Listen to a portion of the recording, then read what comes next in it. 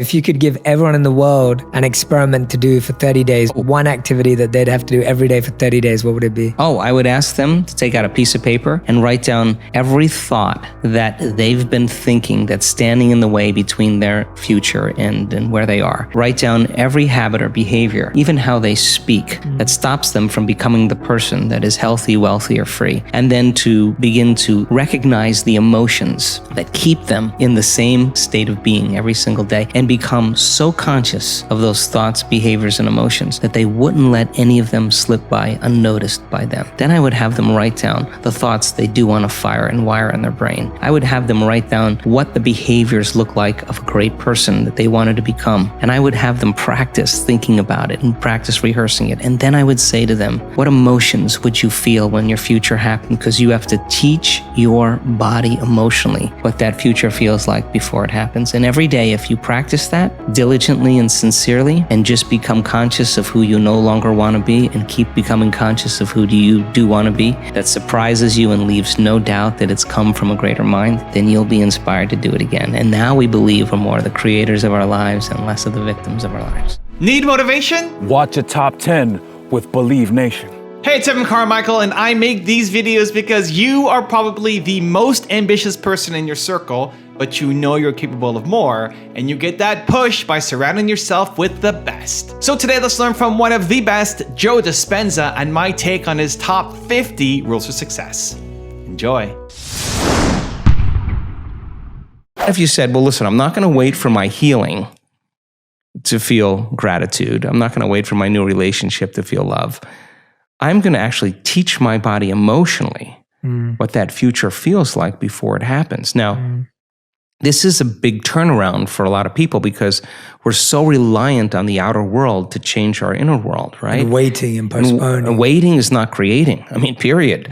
And when people they could have the greatest intentions in the world, but if they don't combine that with an elevated emotion, there's no signal. Because the elevated emotion is the carrier, it's the energy that carries the thought. So then, when we're in separation, in lack, waiting for our wealth to feel abundance, we're basically living our whole life in pain, right?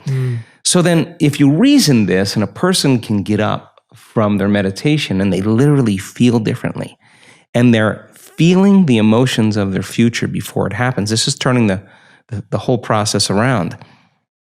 They can't be looking for it. Why would they be looking for it if they felt like it already happened? Now there's no separation. Now this is when those serendipities and coincidences and opportunities begin to show up in people's lives. So it's work, but then when they start seeing the experience in their life, all of a sudden they start believing they're more of the creator of their life and less of the victim of their life. With a community of like-minded, similar energy of people, everybody understands, they get one another. You know, communities tends to be the thing now that, in terms of our social media and the feedback we're getting, everybody wants more community because you get 1,000 people in an audience and their energy is synchronized. Now you're taking something so much bigger. We're just going to measure this. I just talked to a researcher yesterday. We're going to measure 1,000 people when they reach that synchronized moment when we know that the entire social coherence in the room is orderly. Then if you're producing an ambient, coherent magnetic field in your heart and you're tuning into a thought or an intent, and you got 1,000 people doing that, and your energy is going to start interfering and commingling with the person who's next to you. When that energy starts to synchronize, it's going to produce a bigger wave. The higher the amplitude, the higher the wave, the more energy there is. So now you have one mind and one heart. And now when it comes to healing others, and we've done the research on this now, and we're collecting the data, that we're teaching people how to administer a change in energy in the person that's laying there.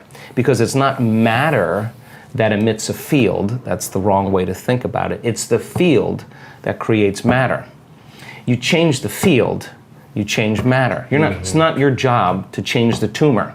The tumor is the illusion.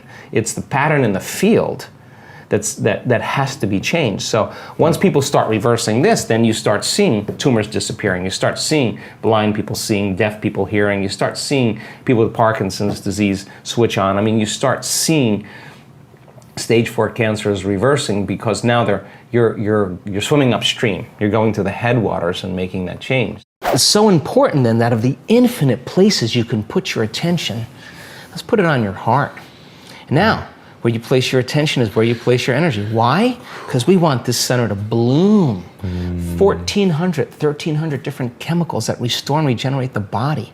Let's breathe, let's open this up, let's practice this. Let's start learning how to lead with our heart, a different consciousness. Yeah, in the beginning, it's a little difficult, but you stay with it and you practice it, petal by petal by petal. You're placing your attention there, you're putting your own life force back into your heart. You're turning your love inward, and the body will start responding. And in a week's time, if we're doing that 3 times a day or over and over again, sooner or later, that thing's going to start blooming. And just like when your sexual organs are aroused and they're engorged with blood, this center, when you start feeling love, you make a chemical called oxytocin. Oxytocin signals nitric oxide. Nitric oxide signals a chemical called derived endothelial relaxing factor. You know what that is? It causes the arteries in your heart to literally open up. So your heart is going to be filled with blood and oxygen and nutrients. It's physiological. It's going to feel full. You're going to have a heart-on, in a sense. Your heart is going to fill, right? And when that happens, you experience a level of love that passes all understanding. Your cup runneth over. I mean, it is, and people they're sobbing because they realize that this center finally, like a child. Also, to make sure you're actually taking action after watching this video, I've designed a special free worksheet just for this video. The worksheet will highlight all of the lessons learned in this video, as well as pull out our 3 favorite learnings and quotes that will inspire you to actually do something. The worksheet will also give you space to write down what your key takeaways are and your specific plan of action to make sure you're getting results. If you want the worksheet designed specifically for this video, absolutely for free, there's a link in the description below. Go click on it and start building the momentum in your life and your business. I'll see you there. I think we're all faced with great opportunities brilliantly disguised as impossible situations. And in order, like for me personally, and after looking through your book and reading a good portion of it, I mean, for me, there's no school of ancient wisdom that you need to go to be initiated. Your life is your initiation if you're paying attention. So we meet challenges in our life from a certain level of mind, right? A certain level of consciousness or unconsciousness. And even Einstein said we have to go to a greater level of consciousness than the consciousness that's created the problem. Well, what is consciousness? Consciousness is awareness. And awareness means possibilities that you haven't thought of before. So we confront problems or challenges in our life. And as a side note, I was having breakfast with a researcher just last week who's studying what happens when we perceive a condition in our environment as a problem, how it weakens the organism. They're measuring this. And when a person sees it as a challenge, how they draw energy, they raise the energy of their body back into order. So if we said, I want to be wealthy or I want to be healthy, well, what you want to be that because you're not it. So the initiation of going from not it here to it here, you're going to have to climb some steps, and there's going to be some blind spots. So you try it out and it doesn't work. Well, that's because there's a part of you that's still in a habit. There's part of you that's still unconscious. Okay, so what is it about myself in that circumstance that I am feeling about that circumstance, and that feeling is causing me to think about it? So you say, oh, it's impossible, they'll never change. I'll hire a hitman, I'll hire the mafia, I'll hire an attorney, I'll have my friend's friend to talk to him, and nothing changes, right? Well, you're not separate from that experience. You're involved in it, and how you think and how you feel broadcasts energy into the field. So your energy is the same every day. And as long as your energy is the same, nothing's going to change in your life either. And nobody changes until they change their energy. So then, what piece of knowledge, what piece of information, what would love do? What would greatness look like? Okay, I don't know. All right, well, certainly somebody in history has faced this problem. Don't get on Facebook and say, does anybody have any answers? Go look it up and study and read and learn. You'll own it. And you'll say, wow, that person that was wealthy, they failed 500 times. Yeah. Well, hell, I had the wrong view of wealth. Okay, then failure's not a thing. I got to overcome failure. Well, yeah, just climb the step. Yeah. Okay, I'm reacting to that circumstance with the same emotion. That emotion is firing the same thoughts. I'm broadcasting the same energy into the field. If I were facing that circumstance and situation again with that person, that circumstance, what do I learn from that circumstance? How could I do it differently the next time? Find out a solution and rehearse it. Install the circuitry so when you get in the circumstance, you're not going to respond in an automatic habituation. Yeah. Now you're at a greater level of consciousness. Now you're looking at possibilities that you weren't looking at before because you were unconscious. Now, that process of trial and error is so important in the spiritual path. How many times do we have to forget before we remember? Oh, God. And then we remember and we forget again. And it takes constantly remembering until we stop forgetting. And when we get to that point, now we're conscious. Now there's wisdom.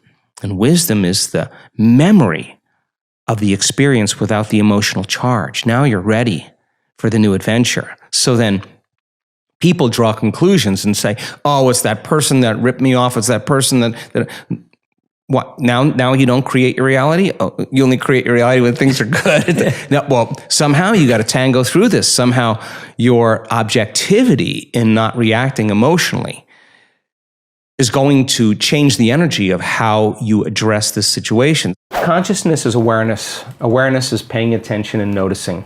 And so 95% of who we are by the time we're 35 years old is a set of unconscious automatic programs that we've just practiced so many times that we're not consciously thinking about those. So in order for you to change, to answer the initial question that you asked, the first step is you got to become conscious of your unconscious thoughts. And you got to start looking at those hardwired thoughts that you think every day that are just circuits that have been fired and wired together. How do we do that? Should we write a list at the end of the day, or what are the most common thoughts we had that day? Like, how does someone become aware of You don't have thoughts? to do that. You just have to sit down, close your eyes, and not move. And then you'll start seeing. What am I thinking about right now? Yeah, and all you want to do is observe the thought, because when you begin to observe that thought, you're no longer the program now. You're the consciousness observing the program, and you're starting to pull out of the program. Thinking about the thinking. Yeah, who's doing the thinking of the thinking about the thinking? That's who you are when you're not the program. That's awareness, right? Yeah. You got to become aware of how you speak, how you act, become so conscious, so aware of it that you won't go unconscious and let that thought or that behavior run you. You got to say, oh my God, this feeling that I've been living by for the last 20 years is actually guilt. I didn't know it was guilt because it just feels like me. And all of a sudden, as you start becoming conscious of it, you're beginning to objectify your subjective self. You're pulling out of those programs, and nobody likes to do that because it's uncomfortable. They'd rather turn on their cell phone, start texting, get on the internet, watch TV to distract them from that moment. And that is what they have to move through in order to get to their own personal freedom. So the first step is becoming conscious. And meditation means to become familiar with, to become conscious of, to become so conscious of your unconscious self that you won't go unconscious to any thought, any behavior or emotion. And get ready, because it takes a tremendous amount of energy to do that, and awareness to stay conscious. And so we fall from grace. Yeah. Fine, you're awake, you got another day, let's go again. How often do you fall? Oh my gosh, I mean, how many times have I done it? Thousands, but I'm not gonna give up, because the moments in which I do connect, or the moments that I do have that transcendental experience, what matters the most after it, when I have that transcendental moment, I look back at all of those difficult meditations, those difficult days. And those are the ones you remember. You don't remember the good meditations. You remember the ones where you came up against yourself and you went a little further. And you said, I'm gonna go a little further, I'm gonna go a little further. Or you had a rough day and you just went in and you at the end of the day, you surrender and you have the classic, oh my God moment there's no linear correlation. It's just whether you're willing to live in creation instead of living in survival. And so you get better at it. We just get better at it. And for me, staying conscious and staying aware and staying present is an art, because you know when someone's present with you in your life because they're paying attention to you. You know when they're not present with you because they're not paying attention to you. So imagine this field of information, this intelligence that lives within you and I, that's governing everything material in this world. It's a self-organizing intelligence. You have access to it, so you better get present with it as well as you can get present with anything else. And just because you can't see it doesn't mean it doesn't exist. Right. That realm you can't experience with your senses. You can only experience with your awareness. So then people have to take their attention off their bodies and go from a somebody to a nobody. Take their attention off the people in their life and go from that they identify with and go from a someone to a no one. Take their attention off the things in their life, their cell phone, their computer, their car, and go from something to nothing. Take their attention off where they sleep, where they work, where they're sitting, and go from somewhere to nowhere. Take their attention off the predictable future and the familiar past and time, and go from some time to no time. And now if you're taking all of your attention off of everything material in this three-dimensional reality, now there's only one other thing that's left. And that means you're in awareness, your consciousness. And now that is the bridge, that is the door to the quantum field. And you can't enter the quantum field as a somebody.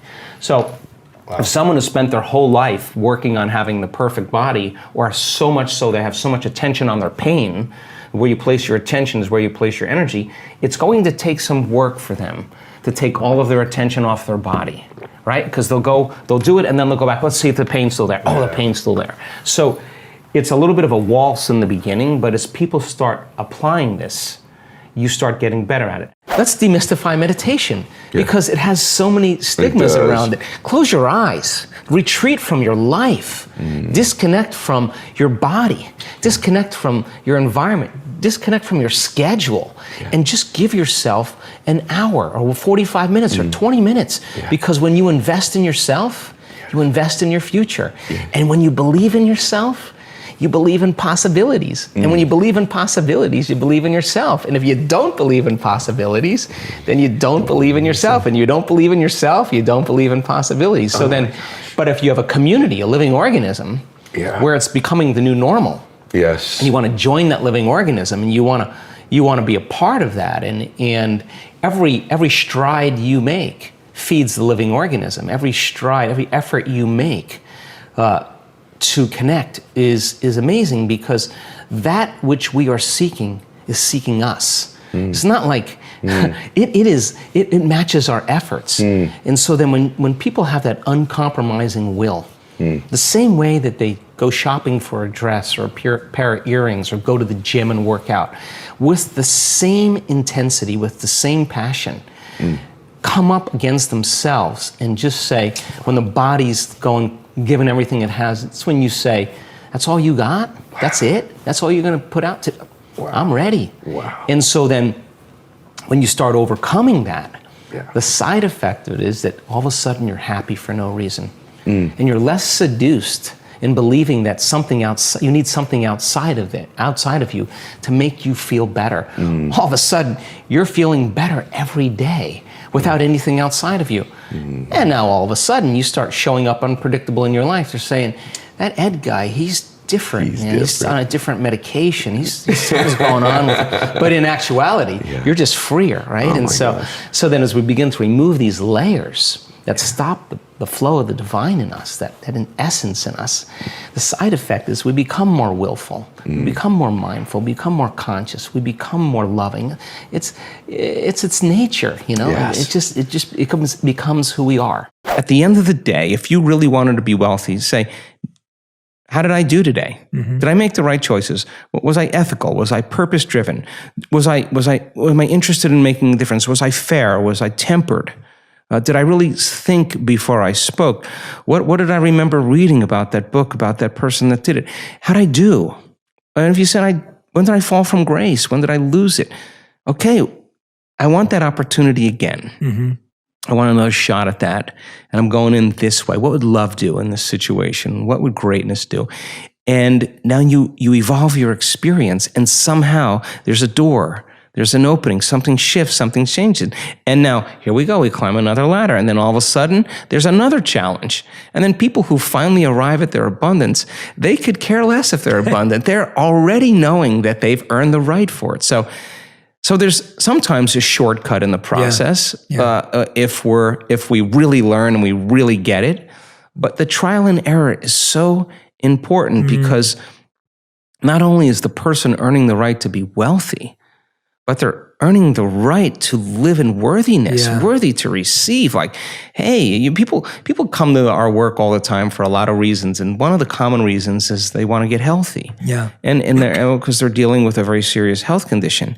And I always say the same thing to them: stop wanting to be healthy. Learn the formula on how to get healthy. Learn the formula on how to heal, and the healing will be the side effect of it. If you're obsessing about why am I not healed, you're still the old person. You're going to become that person every day, right? Yeah. Turns out that when you sit down and the people that we interview that have had significant changes, when it's no longer about their health, but they are out of the bleachers and they're on the playing field, and they are coming up against the belief. Like one lady said, God, I always thought that this work really worked, that these concepts are the truth, but I never believed it worked for me. And I was in a car accident, I'm in a wheelchair. And then she made the decision that she was going to overcome that belief. Now, it was no longer about her healing. It was about overcoming the belief. When she overcame the belief, and it showed up every day for herself. When you believe in yourself, you believe in possibilities. When you believe in possibilities, you got to believe in yourself. You don't show up for yourself. You don't believe in it. Yeah. And that's why people don't do the work. I mean, if you believe that your thoughts created reality, you would show up every day and create. And so a lot of people believe in their past more than they believe in their future. A lot of people fall in love or more in love with their past, or romance their past instead of romance their future or love their future. It's that simple. So the initiation process of life is always going to be there. You're always going to be challenged. If you want to be a master, well, then you better learn how to heal someone else, and you're going to fail a lot of times. And if you think that you're a failure, then you'll quit. But if you feel like you just didn't quite ding it yet, and you show up again to just ding it, and you keep evolving your experience and go deeper, how much more can I open my heart? How much more can I surrender into this infinite field? How much more can I become? Can I walk as it with my eyes open? People do meditations, and they have great meditations, me included. And then you get up, you open your eyes, and you're back in the program. And people want to know why they haven't healed. And we have testimonies of people, they're speaking the truth. They said, my MS, my rheumatoid, and my lupus never went away. And I had great meditations. I felt better. And then I realized with my eyes open, I was still that person. And now, next level. They're in the game, they're catching themselves, they're catching how they speak, they're watching how they think. They're not letting their body fall in the same emotional state to put them in the same past experience that the body's believing in. Now, this is the great part. And when a person finally breaks through from the chains, and there's a different consciousness, a freedom that happens, they look back at their past. They want to change one thing in their past because it brought them to that present moment. That's the past no longer existing. That's the freedom. So is it worth the effort? Yeah, it's no longer about healing. It's no longer about abundance. It's about who you're becoming. I will never work in a relationship. I just won't. If I'm working in a relationship, something's wrong. I'll work on me, and I'll bring my best. You bring your best, and we get together, and we celebrate. And it should work. It should work. And if it doesn't, then I'm going to step back and see what is it about me, not you, what is it about me that I need to really look at and change.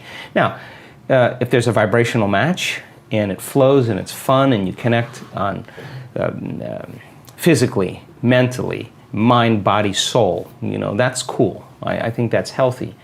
But a mission-driven person can't be in a relationship where you have to keep going back and trying to fix something. I just won't do that. I just think that when it's right, and I'll know. Yeah. So I do think that relationships can be easy, and I do think and I think that they should be, and I think that if you're heart-centered, that's a different place you meet. than other emotions. And again, every time I have a mystical moment and I feel that transcendental love that I don't even know the word for, every time I have one of those moments, I think I got this all wrong. It's just that it is not chemical; it's electric. And you got what all wrong? Well, the way we view the world, the way we we don't see things how they are; we see things how we are. You know, and every inner experience that's transcendental, experience enriches circuitry in your brain. Experience produces emotion or energy in the body. So you start having transcendental moments where you start connecting to that field. Its signature is love. But not love like a love for your puppy. This is like an arousal. This is, I don't know the other word, but bliss. Spiritual arousal. And we have the evidence. We can say, oh, watch this person's brain. And scientists are studying our work. I'll say, oh, watch, she's going to pop in a few minutes. What do you mean? Just watch, she's going to pop. And all of a sudden, this person goes into an arousal. The sympathetic nervous system is so switched on, but the arousal isn't like an arousal that from the environment that produces anger or aggression or fear or anxiety or pain or suffering. That's survival in the environment that produces the arousal.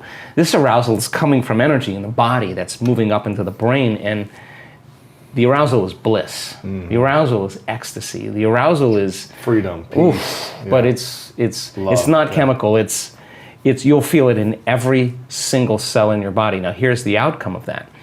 The outcome of that is that when you open your eyes and some conditioning, some layer has been removed, your spectrum of the way the world looks broadens now, because now you're wired to perceive what's always existed, but you didn't have the circuits in place to perceive them. So then it's the inner experience that literally transforms our experience of the outer world. And so when you start having moments where you hit that kind of frequency, or you have those moments of love, you're less dependent on anyone to bring you happiness.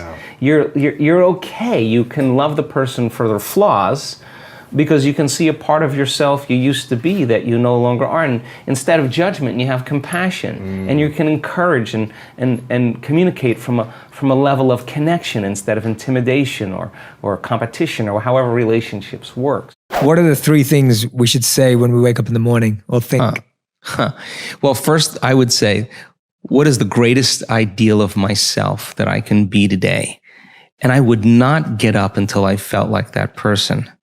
The second thing I would say is, can I begin to keep my energy up the entire day? And if I do it properly, then I will be open to opportunities and possibilities that weren't there before. The last thing I would say is, could I sustain brain and heart coherence to the point where that intelligence within me that's giving me life begins to find a door to open out so I can begin to see evidence in my world? What would you say every evening before you go to sleep? Oh yeah, how did I do today? How did I do? How did I do? How did I do today? One day, one lifetime. Yeah. How did I do today? Yeah. Did I change or help another human being? Did I really change someone's future, a future timeline? Lastly, what is the greatest thing I learned? You think 60 to 70,000 thoughts in one day. Out of those 60 to 70,000 thoughts that you think in one day, 90% of those thoughts are the same thoughts as the day before. So if you believe that your thoughts somehow are connected to your life, then the same thoughts always lead to the same choices. The same choices always lead to the same behaviors. The same behaviors create the same experiences, and the same experiences produce the same emotions. And those very same emotions drive the very same thoughts. And your biology, your neurocircuitry, your neurochemistry, your neurohormones, and even your genetic expression is equal to how you think, how you act, and how you feel.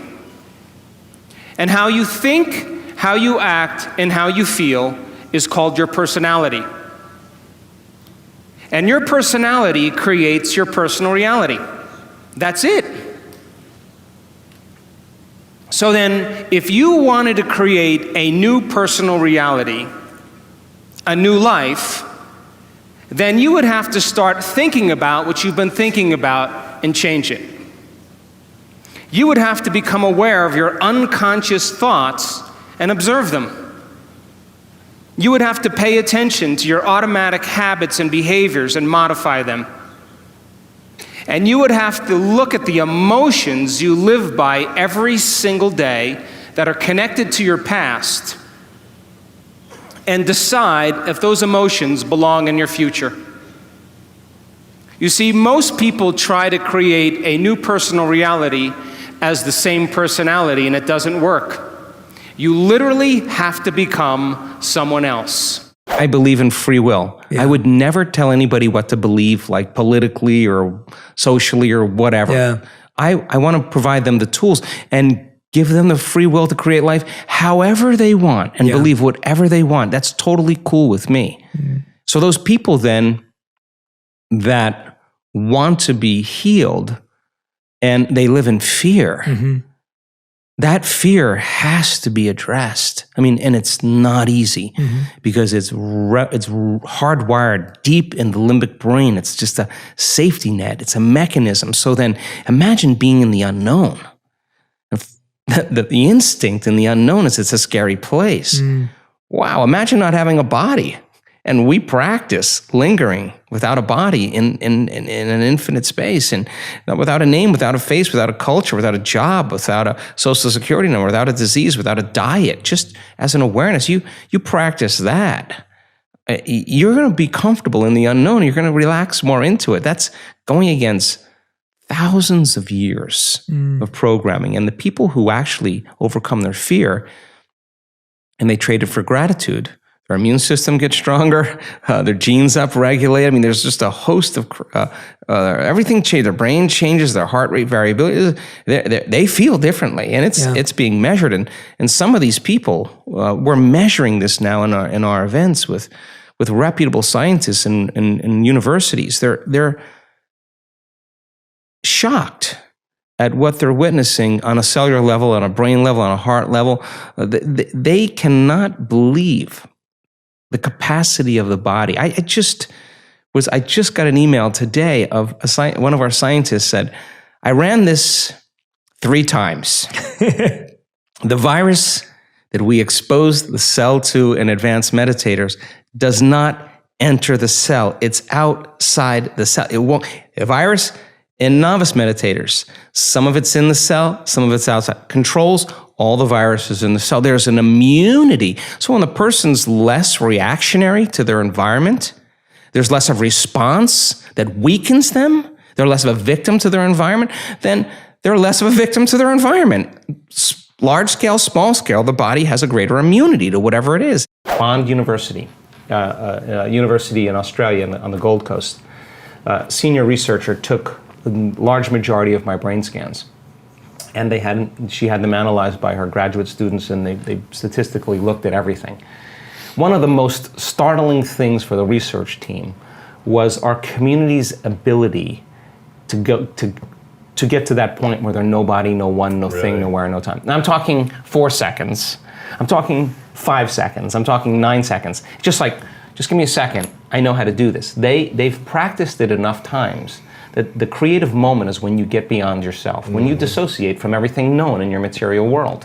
Turns out when you do that and you start changing your brainwaves slow down into alpha and theta, you're suppressing the memory bank of the known self that keeps you plugged into 3-dimensional reality. When you quiet down this mechanism, now all of a sudden you start connecting to that field. And when you can stay conscious in those subconscious realms, when you can literally regulate and change brainwaves, now you're in the operating system where you can make those significant changes. Here's the deal with trauma, and it's kind of an interesting thing because when you're traumatized, some threat or some danger or some condition in your outer world, through your senses, is changing how you feel in your inner world. And the quotient of change between the way you normally feel in some alarm state, when you change your internal state and move into that emergency mode, you narrow your focus on the cause, and the brain freezes an image and takes a snapshot, and that's called a long-term memory. And now that image is branded holographically into the brain. So then we remember experiences better because we can remember how they feel, and that memory then changes the person's biology. So they think neurologically within the circuits of that experience, and they feel chemically within the boundaries of those emotions, and how we think and feel becomes our state of being. So now the person biologically is changed, and many times it's the strong emotion that begins to select and instruct the gene that creates disease. Why? Yeah. Because if the environment signals the gene, and that's a truth, that's epigenetics, and the end product of an experience in the environment is an emotion, the emotion that you feel from that event is literally selecting the gene for you to begin to change. And the genes make proteins. And so the person, if it's strong enough, begins to wear their trauma, not just in their brain. Now it's in their body, because every time they think about that trauma, every time they review it, every time they keep creating the imagery, they keep firing and wiring the circuits in their brain, and they keep feeling the feeling emotionally in their body. And their body is so objective that it's believing it's living in the same past experience 50 to 100 times a day. And all you need is a stimulus and a response, an image and an emotion, a thought and a feeling, and you're conditioning the body into the past. Well, you're conditioning the brain and body into the past. Why is our memory for pain stronger than our memory of a success or a joy? I really think that when the survival gene is activated, preservation is the key. So we can have 10 things that happen really great in our lives. You have a family member or somebody you know that does this. They have 10 really great things happen in their one thing bad, and they focus on that bad thing. Why? Because the survival gene is activated. They want to make sure it doesn't happen again. So you put your attention on it because you don't want it to happen again. So what people do when they're aroused is they start thinking it's going to happen. And so they actually select the worst case scenario in their mind and then emotionally embrace that future before it happens. And they're conditioning their body to become the mind of anxiety and fear. So in preservation and in survival, if you prepare for the worst, anything less that happens, you have a better chance of surviving. So that's the mechanism that takes place. So survival means you better take care of your body. Yeah. You better be aware of your environment and make sure there's no threats. And so you got to keep your eye out there. And you better be thinking about the future based on what you learned in the past. Now, there's nothing wrong with that when the analytical facilities are in balance. But when there's an arousal, there's 3 things that create arousal: fear, hostility and anger or aggression, and pain. And that arousal drives the brain into these high states of what we call high beta. And most people need something or someone or some circumstance or some drug or some pill or some computer game to change that internal state. And the moment they notice a change in their internal state, then they pay attention to what's causing it. And they start developing a dependency on it, right? So it turns out that when we teach people how to self-regulate and change their brainwaves, we could actually see then that the incoherence, the disorderliness that's taking place in the brain, when you're over-aroused, you're overly analytical, and you're shifting your attention from one problem to one person to one thing to one place to another problem to another circumstance to your phone to your car. And each one of those elements has a neurological network in the brain. So the arousal causes these different circuits to fire out of order, and the brain is incoherent. So take 2 waves that are out of phase and mix them. When they interfere, they flatten out. There's no energy. So energy leaves the brain, right? So then when you're in arousal, you narrow your focus on the cause. If there's something rattling in the bushes and it's dark, you freeze and you narrow your focus on it, and there's a rush of adrenaline and your pupils dilate and your heart starts to race and you're ready to run, fight, or hide. I mean, that's a survival moment. But what if it's your coworker sitting right next to you or 6 feet away and you're judging them? The same arousal's taking place. And what's once very adaptive becomes very maladaptive. And this is where it gets challenging. So when we teach people how to open their focus, we've done thousands and thousands of brain scans, and they get beyond their analytical processes and they open their awareness and go from a convergent focus to a divergent focus, and they learn how to relax and regulate. Their brain waves start to slow down into alpha. And then if they do it properly and they're connecting, those different compartments of the brain that were once firing out of order start to unify. Different communities form bigger communities. The brain starts to synchronize, and Then all of a sudden you start seeing different compartments of the brain all in resonance. So now when they're all in resonance and they start interfering, when those waves come together, there's more energy in the brain. So when a person dials down the mechanism, this neocortex that plugs us into three-dimensional reality, that keeps us aware of our body, that's the autobiographical self, where everything's stitched in memory in there. When we start deactivating the mechanism here, and we get beyond the memory bank of the known self, and brainwaves move into theta, we've studied this so much. When a person can let their body be in a light state of sleep and feel so safe that you can finally let go and surrender, the body is sleeping, but the mind is awake. And now the door between the conscious mind and the subconscious mind is wide open. And if they can regulate and stay there, something amazing happens. There is a release of energy from the body, and their brain goes into a very, very super coherent state of gamma. And gamma is super consciousness. Now, I'm not talking about a little gamma. I'm not talking about a lot of gamma. I'm not talking about a really lot of gamma. I'm talking about a supernatural amount of gamma. There's so much order and so much energy in the brain. Like if we were in an audience and we were all clapping like this, that could be alpha, right? Theta would be, and if everybody could do this, it's slower we could do it, the more we can get our timing down, the more we can get coherent. But if we were doing this, it would be really hard for all of us to do that at the same time. So it takes a lot of order, a lot of awareness, a lot of energy to be able to create that kind of order. So that's how fast the brain is, and that arousal that's taking place is ecstasy. That arousal is bliss. It is the most familiar, unfamiliar feeling that people ever have. And that memory then that the person has that is so profoundly different than the feeling of success, the feeling of wealth, the feeling of orgasm or love or whatever. This is a new one, and it's a thrill. And the person notices a dramatic change in their inner state. And with that experience comes a very lucid picture, a very profound insight, a download of information.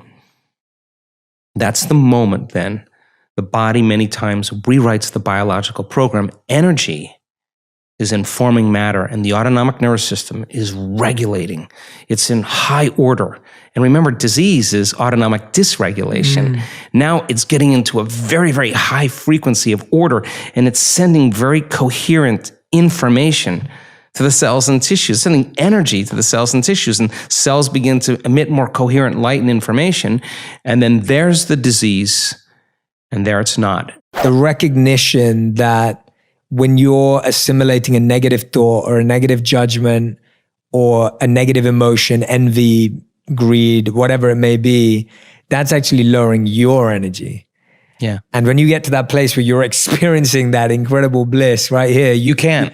Yeah. And even if you have the thought, and the thought will still come because we still have those thoughts. But the thought will be an understanding of human nature, because you're no longer at that vibrational level any longer. You're rising above it, you know? And I think more and more people are starting to figure that out. And the people in their lives are like, no, my husband is a changed person. No, he's not the same guy. I know him. I know he's completely different. And the guy's just like, yeah, I feel amazing. I feel great.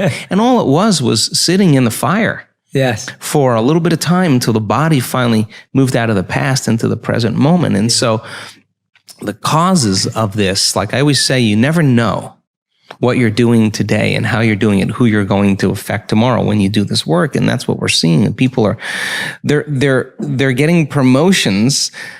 They're getting all these wonderful things, not because of anything that they're doing. They're just different. And people notice that, and they want those people in the position to make better decisions for the whole. And I think that's how we change the world.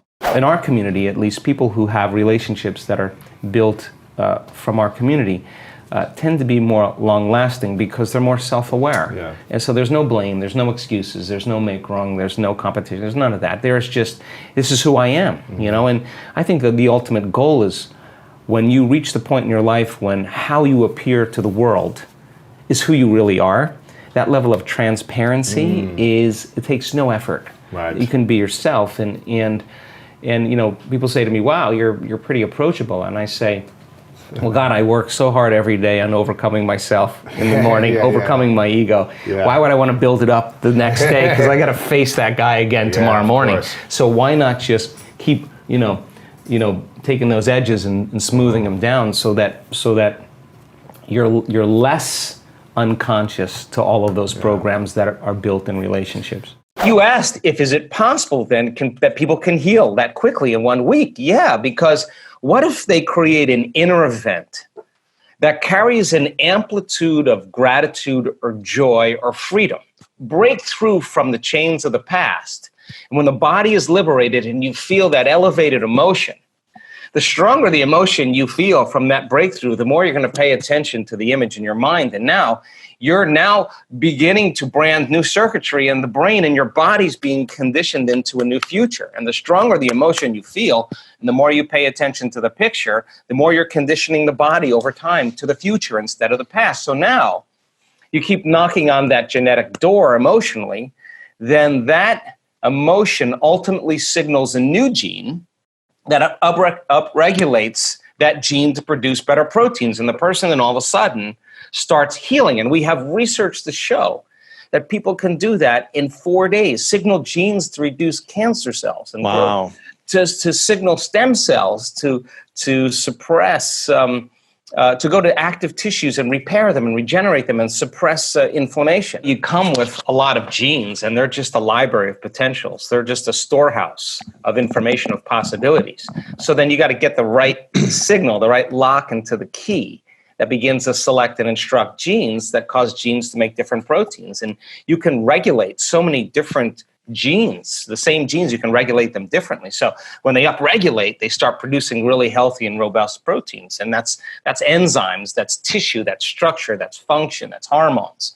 It's immunoglobulins. When they downregulate because of some alarm, when there's not a lot of energy for long-term building projects, well, then you keep doing that.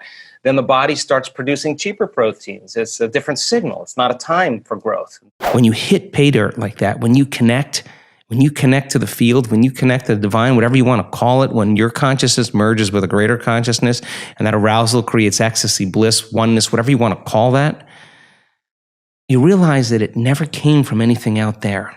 It didn't come from the wardrobe or the facelift, the sports car, or whatever. It came from within you. And so you stop looking out there for it. And now the love affair begins. And you never want to miss a date because it's just too good. So that memory then, that is what I'm after. Because when you have those transcendental moments and you understand this, the experience of that transcendental moment lays down new circuitry in the brain. That's what experience does. And the experience produces a feeling, but it's not chemical. It's electric and it's orderly, and every cell of your body is jiggling in an order. And you're aroused and you're awakened, right? You have to admit, when that occurs, your spectrum of reality is going to broaden. Some conditioning, some illusion, something is removed, and you start seeing reality as it is. And all of a sudden, you start seeing the part that we edit out for survival. Now you start seeing patterns and lights and information that are transcendent of three-dimensional reality and your spectrum. Why? Because your brain had the experience and the circuitry's there, and now your experience of the world changes. You get an upgrade to the VR set, to the virtual reality set. Oh, you got the upgrade, you got 2.0, and now it looks different. Everything looks different. Everybody looks different. The world, you're seeing beauty more. Well, and there's more holism and more connection, and sounds and words and music and sense and sight and light is all working together. That's the blessing of an awakening, right? That's where we're going. What do you think the world, humanity's challenge will be over the next decade as we enter 2020? Back to the principle, Louis, of just different paradigms beginning to collapse. Economically, politically, socially, environmentally, religiously, education, journalism, medicine. They have to move into chaos. And chaos is just unpredictable Because they're not order. working. Yeah, exactly. But now here's the challenge for humanity. You have one of two ways to embrace the breakdown of those paradigms. You can face them with anger and hostility and fear, and you are only contributing to more of it. We have to see that those breakdowns are essential for something greater to happen. Now, we can't wait for governments to take care of us. We can't wait for medicine to give us a drug that's going to heal us from a condition. The truth is, with a greater level of consciousness, the change in awareness because of information, the greatest challenge we have as those paradigms break down is to no longer emotionally react in the same way and be victims. You can't say, this president, this person, this whatever, is actually making me feel this way and think this way. Basically, you're in the program that something outside of you is controlling you, how you feel and how you think. So then to self-regulate then is to say how I think and feel is going to change my outer environment. So then we're all faced with great opportunities brilliantly disguised as impossible situations. And we are at that point, at that nexus point in our evolution as a species. So then you don't try to fix that. That's never going to work. What you do is you create something better. And then everybody just naturally just leaves that and goes here. Now, it used to be some people would just come here and the majority would stay here because they're clinging to what they've been programmed or believe in. But now, because of information, everybody's like, that's not going to work. I already know it's not going to work, and I don't care what anybody says. This is working for me. So people are moving to new applications, to new paradigms because it's working for them. So as long as we don't emotionally react to the breakdown that's happening currently in the world, and chaos is just unpredictable order, you know, as things move towards disorder, the novelty that's being created is literally chaos. Because the known and everything staying the same is order. But as you step out into that unknown, you're having the chaos is unpredictable order being expressed through novelty. And we have to be able to learn how to take that disorder and with the application of brain and heart coherence, create more order. So you can't just say, hey, I'm standing up for peace and being miserable with your coworker. You don't get to talk about peace until you're the living prayer of peace. Not just, we know crime rates go down and violence goes down when there's peace projects in communities where there's meditation on peace. But when those peace gathering projects end, you see that crime and violence and everything returns back to the same level. So it's not enough to just think it. We got to demonstrate it. So if I'm demonstrating peace and you're demonstrating peace, somebody else, because of mirror neurons, is going to go, wow, that person's unpredictable. Wow, they're different. It's given me permission to do the same. So I think that ultimately moving into that state of being, as human beings, and creating unity. That you keep watching so many programs on television that talk you into prejudice, that talk you into separation, that talk you into fear, that talk you into violence, that talk you into war, deceit, negativity. You're not going to trust anybody. In fact, you're going to see difference between you and me or anybody because that's what separation does. But when your heart's centered and you feel connected, you don't see the person any longer, right? You see something transcendent them. You see an essence, right? Yeah. And I think if you do that really well, that kind of emergence of a new consciousness that's less dependent on all of those outer things is really difficult to control. And if you want to control a community, control their emotions and control them in survival. Right. When you overcome your emotions, you can see the hidden meaning behind all things. And when everybody's looking this way, you may be looking that way because you understand, look, you've just overcome your fear. Yeah. You've just overcome your hostility and anger. You've overcome the program of whatever it is. I swear to you, you are going to be able to connect people. And that then is the hope of the future. If you're alive in this world and you haven't been experiencing the quickening, I said to someone the other day, the day where you end your day and feel complete because you finished all your work, you'll never have that. And, you know, there's always more emails and more things to check, right? So the demand has pressed us into this crazy realm of multitasking, and I think that you start shifting. Where you place your attention is where you place your energy. So if you're shifting your attention all over the board, your energy is scattered. Yeah. So then when you start disconnecting from everybody, your boss, your coworker, you know, the news, your cell phone, your computer, and you start going this way, I think it's into the present moment. Then if where you place your attention is where you place your energy, and you're truly in the present moment, you got a lot of energy to execute. You got a lot of energy to use, and you want to be able to do that eyes open.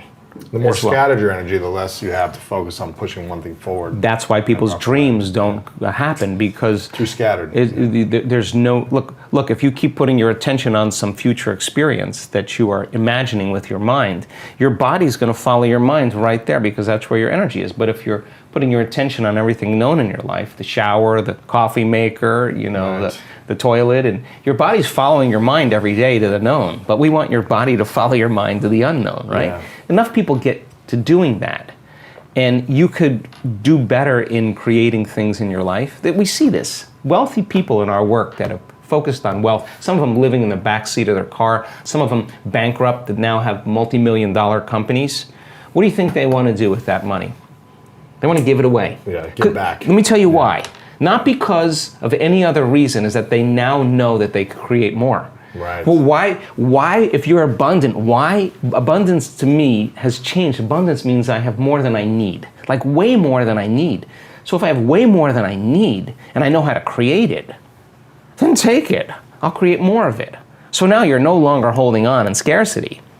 You're making a difference. So wealthy people that have created a lot of wealth in this work, they want to give back. They want to make a difference. And I think that that's how we're innately wired. I think we're all innately wired to care for one another, to make a difference. And the living organism, our community, we heal one another. That's what we do. Right. We inform one another. We encourage one another. We support one another.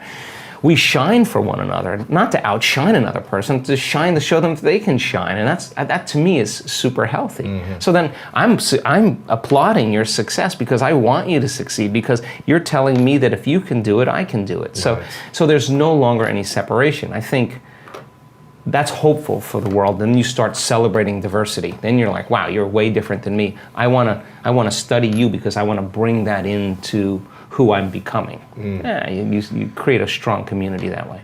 What are the things that disturb or disconnect our awakening and connection to the divine? A lot of times when people, they hit that point, they try to reproduce it the same way as we talked about, and you can't. Yeah, you can't do it the same way, because that's redundancy. But also, many times, we have the experience and we start to try. And because trying is matter trying to change matter, and so we're forcing, we're controlling, we're predicting, and then and when we do that, then of course we're in separation, and we're waiting for the event to happen to feel the emotion, right? And I've done that long enough, and it's actually we have to lay down the very thing we used our whole life to get what we want for something greater to occur, and it takes practice of surrender, right? So that's one element. I also think that our responses emotionally, like let's just say that a person gets connected to the future. They get connected to the energy of their future. They feel it. It's really great. And then they start their day, and then 2 hours later, they're feeling something else because some person or some circumstance altered their state. Well, they just disconnected from the energy of the future, and now they're back to the energy of the past. Don't expect anything to change in your life, because it doesn't work that way. So then when they get back to that old self again, then they say, what's wrong with me? I failed. They didn't do it right. No, that's all the program. You show up again and you go after it again. So familiar feelings cause us to no longer see through the lens of the future. We're seeing through the lens of the past. And we color reality that way. So I think familiar emotions get in the way as well. And then, of course, there's always belief. And a belief is just a thought you keep thinking over and over again until you hardwire it in your brain. And all beliefs are based on past experience. So a person has an experience, the stronger the emotion they have from that circumstance, the more they pay attention to the cause, and the brain freezes a frame, takes a snapshot, and that's called a memory. The moment they draw a conclusion about that experience, they'll think neurologically within those circuits, and they'll feel chemically within the boundaries of the emotion. Thinking and feeling, belief becomes an unconscious or subconscious state of being. Most people don't even know they have beliefs about things, about God, about relationships, about money, because it's not a conscious thing, it's a subconscious thing. Yeah. So in order to change a belief or a perception about yourself and your life, you got to go all in. It's not like you go 50% in. You got to go all in. You got to make a decision with such firm intention that the amplitude of that decision carries a level of energy that causes the body to respond to the mind, that the choice that you make becomes a moment in time you'll never forget. And you would say, I remember the moment I made up my mind to change. And the stronger the emotion you feel, the more you'll pay attention to the decision. And that's a huge stone you drop in the quantum field. Big splash, big waves. Your brain is organized to reflect everything you know in your life. Your brain is a record of the past. It's an artifact of all the things you've learned and experienced to this moment. So if you wake up every morning and get out of bed on the same side, shut the alarm clock off with the same finger, shuffle into the bathroom and use the toilet like you always do, go and get a cup of coffee and drink coffee out of your favorite mug, then get in the shower and wash yourself off in the same routine way, drive to work, get to work, see the same people that push the same emotional buttons, do the same things that you've memorized and do so well, then hurry up and go home, and hurry up and check your emails, and hurry up and check your Facebook, and then watch your favorite television show, then hurry up and go to bed. Here's my question. Did your brain change at all that day? We could say that you were thinking the same thoughts, performing the same unconscious actions, living by the same emotions, but secretly expecting your life to change. So there's a principle in neuroscience. And the principle says, nerve cells that fire together wire together. So if you're thinking the same thoughts, making the same choices, demonstrating the same behaviors, reproducing the same experiences that stamp the same networks of neurons into the same patterns, and then produce the same emotions, you're going to hardwire your brain into a very finite signature. Because as you fire and wire the same circuits in the same way, those circuits begin to become more connected. And by the time you're 35 years old, this is science now, we become a set of memorized behaviors, unconscious habits, automatic emotional reactions, beliefs and perceptions, and even attitudes that function just like a computer program.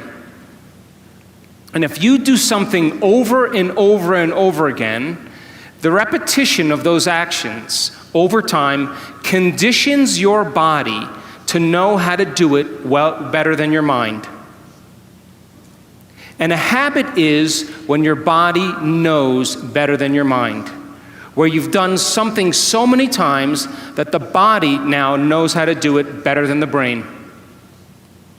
And so 95% of most people's behaviors, attitudes, thoughts, beliefs, emotional reactions are subconscious programs. So why is that important? Because you're here this week to learn new information. And every time you learn something new, you make new connections in your brain. That's what learning is. Learning is forging new synaptic connections. physical evidence as a result of your interaction in the environment. And the footprints of consciousness is called learning, making new connections. And the Nobel Prize laureate Kandel in the year 2000 found that when people learned one bit of information, they doubled the number of connections in their brain from 1,300 connections to 2,600 connections. But if they didn't review that information, if they couldn't repeat it, if they couldn't remember it, those circuits pruned apart in hours or days. So if learning is making new synaptic connections, then remembering is maintaining and sustaining those connections. Your body rejects viruses all the time. Of course. It has memorized certain viruses that you've been exposed to.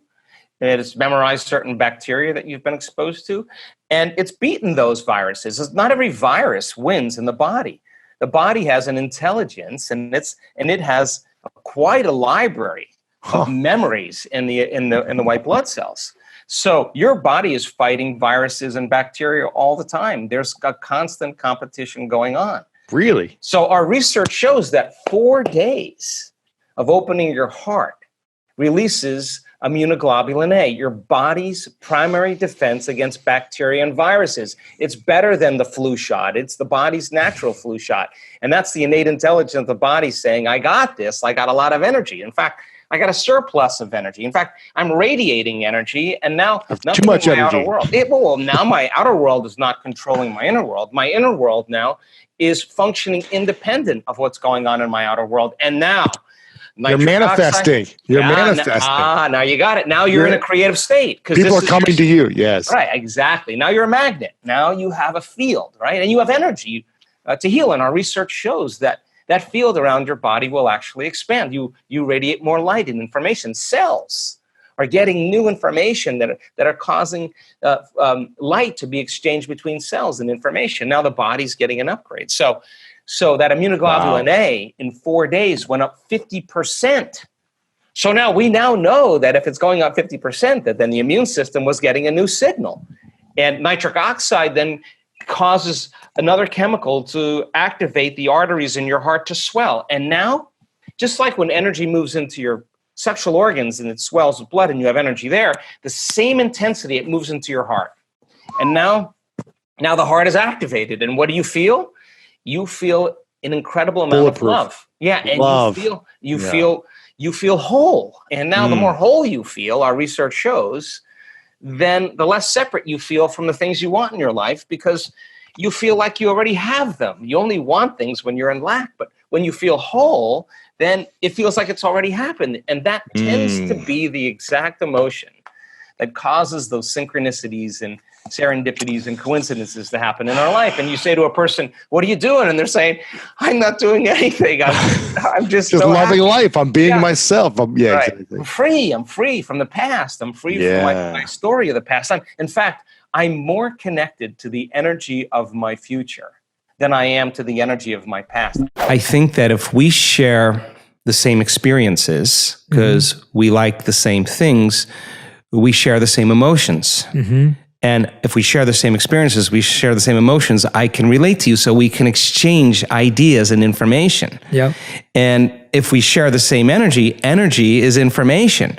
So many people, as an example, they use each other to reaffirm their dependency on suffering. So I suffer more than you, then you say you suffer more than me. We have this thing, we just complain with each other. Well, that's the same resonance, the same frequency, and there's a match, right? But it goes to the same means if you're someone has a accountability partner that you exchange ideas like this with, and it's a different frequency, a different energy. So when energy comes together and it's constructive, something comes out of it. You feel it, right? You feel an elevation. If there's dissonance, then your sensing meter is how you feel about that person, many times in your gut or in your heart or wherever, and there's destructive interference, and there's no energy involved. So I think that's just a practice, but really, the ultimate mastery is to be able to be in such resonance, such coherence, that when you walk in the room, that you raise everybody's energy, and you don't let your energy drop because of any circumstance or any condition, then that would be greater than your environment, right? And that's the model that we use. So imagine 1,500 people in an event where everybody's getting super coherent, and the interference that's going on in the room is creating these high amplitudes. Now, we've measured that in the room, and the energy in the room is off the chart many times. There's energy for healing in there. There's energy for all kinds of things that can happen. So we brought it to life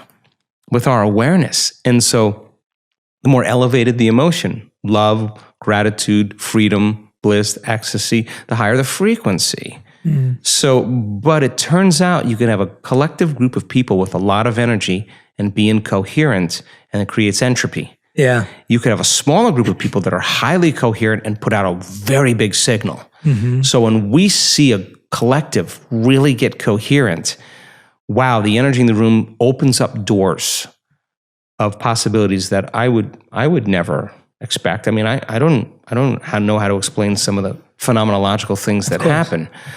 But that's everybody's divine. Like everybody's in that state. They're in that elevated state. So I think our truth meter is really whether we feel lifted or we feel like we've been robbed. If you are not defined by some vision that is bigger than you, and you are not passionate about that vision, then you're left with the old hardware of the past in your brain, and you will be predictable in your life. So would you agree then? New thoughts, new information should lead to new choices. New choices should lead to new behaviors. And new behaviors should create new experiences. And new experiences should produce new emotions. And those new emotions should drive new thoughts. And that's called evolution. So if your brain is a record of the past, and you don't have a vision of the future, then you are living in the past. And you will never arrive at that new future. If you have been if you had experience of trauma, say, for example, and it's created the feeling of fear, and your fear is that it could happen again. And you don't know this, but every time you think about that future, that possible worst case scenario, and you feel the emotion, you're conditioning your body to become the mind subconsciously of anxiety. So now, all you need now is some cue in your outer environment that says it's unsafe, that there's damage there, that you're a victim, something's bigger than you that could have an effect on you. Well, now that feeling of fear is going to cause you to think thoughts equal to it.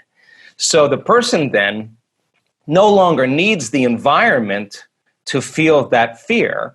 They just have to have the thought about that condition now. And now they're literally knocking their brain and body out of balance by thought alone. And the body's constantly living in emergency mode. And it takes a lot of energy, a lot of resources to live in emergency mode all the time. And guess what system becomes compromised by it? Immune system. Your immune system. Why? Because you have two protection systems. You got a system that protects you from dangers in your outer world. That's the gas pedal. That's the sympathetic nervous system. That's the fight or flight nervous system. Danger, threat out there. Use all the energy because you got to survive. And when you survive, you got to take care of your body. So Right. So now that system can work really well short term. It doesn't work really well if you keep it on all the time. Because if you're mobilizing all that energy for some threat in your outer world, there's no energy in your inner world for growth and repair.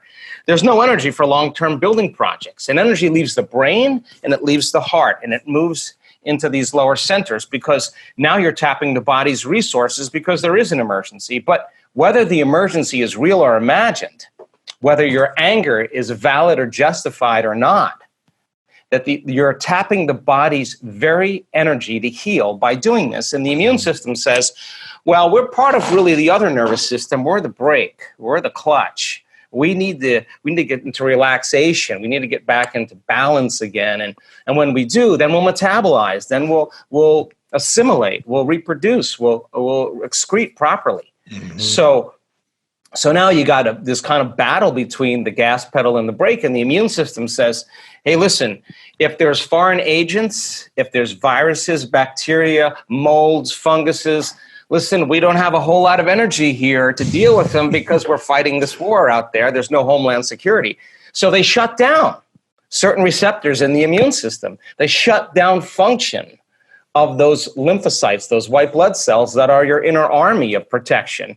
And it takes a lot of energy to fight a virus and a bacteria. But if there's no energy, hey, listen, it takes energy to raise the body's temperature. Where do you think that comes from? That's part of that branch called the autonomic nervous system.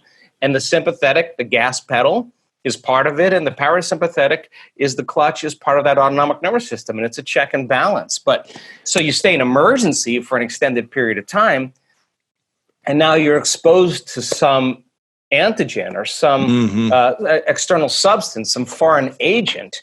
When we become the living example of truth, when we actually embody this, that there are no limits to what we can do. And I'm hopeful with human beings that we have this capacity. And of course, when we believe in ourselves, we believe in possibility. And when we believe in possibilities, we believe in ourselves. And I think that is the ultimate belief. Feelings and emotions are the end product of past experiences. And you can remember experiences better because you can remember how they feel. And when you're in the midst of an experience, all of your senses plug you into the environment. And as you're gathering all of this vital data from your external world, all that information rushes back to your brain, and it causes jungles of neurons to organize themselves into networks. The moment those neurons string into place, the brain makes a chemical, and that chemical is called a feeling or an emotion. And once you feel that emotion, you create a long-term memory. Now reason this with me. If feelings and emotions are the end product of past experiences, and you are feeling the same way every single day, doesn't that mean nothing new is happening in your life? And if those feelings and emotions drive certain thoughts, and you can't think greater than how you feel, because you had events in your life that have branded you emotionally, and you feel sadness or guilt or shame or unworthiness or insecurity, all of those emotions are created from past experiences. And when you feel those emotions, and those emotions drive certain thoughts, and then those thoughts make certain chemicals for you to feel the same emotion, and then those emotions drive certain thoughts, the repetition of that cycle then conditions the body to memorize that emotional state better than the mind. And now your body literally is in the past. Because if you can't think greater than how you feel, then you are thinking in the past. And so most people then spend the majority of their life talking about why they never arrive at their vision of the future because of some past experience. And so if feelings and emotions are the end product of past experiences, you remember your first kiss, you remember your wedding, you remember the birth of your children, you remember catching a fish off the coast of Manzanillo with your 3 best friends, because you caught the fish and it was a new experience and you felt great. And then you went to the casita and you cooked the mahi-mahi and you drank Sauvignon Blanc and the wind was blowing off the sea and the sun was setting and you made a long-term memory. But you also have memories that are connected to trauma and crisis, to disappointments. And those are the memories that people remember more than anything else. And so if you haven't overcome some emotion that keeps you anchored to the past, then you tell a story about the past. And people say, I am this way because of this experience that happened to me 15 years ago. I am this way because of some event that happened 30 years ago. And from a biological perspective, it means I haven't been able to change in the last 15 or 30 years. In Scientific American, a prestigious magazine, says that 50% of what you talk about in your past isn't even the truth. You make it up.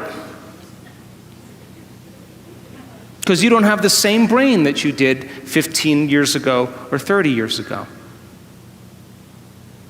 So then your brain and body are typically in the past, because thoughts are the language of the brain and feelings are the language of the body. And how you think and how you feel creates your state of being. So if you think insecure thoughts, in a matter of seconds, you are going to feel insecure. The moment you feel insecure, your brain is monitoring how you're feeling, and you think more insecure thoughts, which then makes you feel more insecure. And the repetition of that cycle conditions the body to become the mind of insecurity. And then the person says, I am insecure. And whenever you say, I am anything, you are commanding your mind and body into a destiny. So then how do people change? They wait for crisis, trauma, disease, diagnosis, loss. Something has to go wrong in their life where they feel so uncomfortable that they finally make up their mind to change. And why is that? Because after the trauma or the crisis, they don't feel like of themselves. And the moment they don't feel like themselves, they could actually observe themselves. Because they're looking at themselves through the eyes of someone else. But my message is, why wait? You can learn and change in a state of pain and suffering, or you can learn and change in a state of joy and inspiration. Memory is creative. That in fact, 50% of that story you embellish. People make up that story. Let me tell you why they make up that story. Because they excuse themselves for the fact that they haven't been able to change since that event. They'll have to make it sound worse than it really was. To make it harder to grow and change. So that they can reaffirm their limited sense of their inability to change. So then that story becomes more and more of a story, and it's less of the truth, because you got to work yourself up into a state. There were lions and tigers, and there was, there were helicopters, snowstorms, and everybody was firing bullets. Worse than you could possibly imagine. And then you got to feel that emotion, right? And then you're looking, oh yeah, it must have been really bad. Now that's your identity now. That's your identity. If your brain is a record of the past, and you are living by the same emotions that have defined you for the last 10 years, and you keep thinking the same thoughts that make the same chemicals, and those same chemicals drive the same thoughts, then your body, as the unconscious mind, does not know the difference between an actual experience in your life that creates an emotion and an emotion that you're creating by thought alone. And so your body is believing it's in the same past experience 24 hours a day, 7 days a week, 365 days a year. And your body is programmed into the past.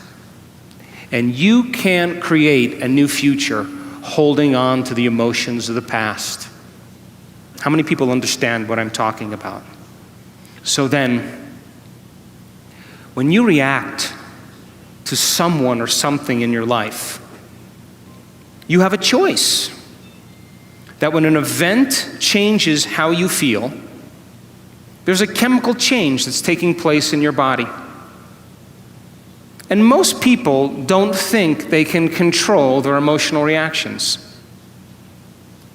And so then when you react to some coworker or some relative or somebody in traffic, the moment you react emotionally, you are altered chemically.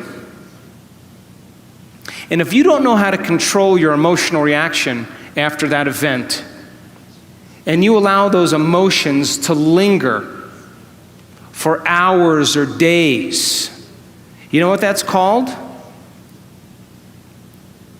That's called a mood. Hey, Juanito, what's wrong with you? Oh, I'm in a mood. Really? Why are you in a mood? Well, this thing happened to me 4 days ago, and I'm having one long emotional reaction. And if you keep that same refractory period going on for weeks or months, that's called a temperament. Hey, why is she so angry? I don't know. Why are you so angry? Why are you so bitter? Why are you so enchilada?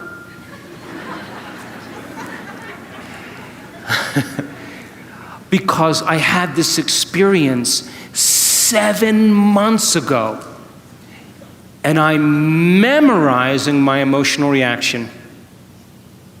And if you keep that same refractory period going on for years on end, that's called a personality trait. And people wear their emotions on their sleeve, and that's who they think they are. And they will talk about the past to validate why they're not creating the life that they want.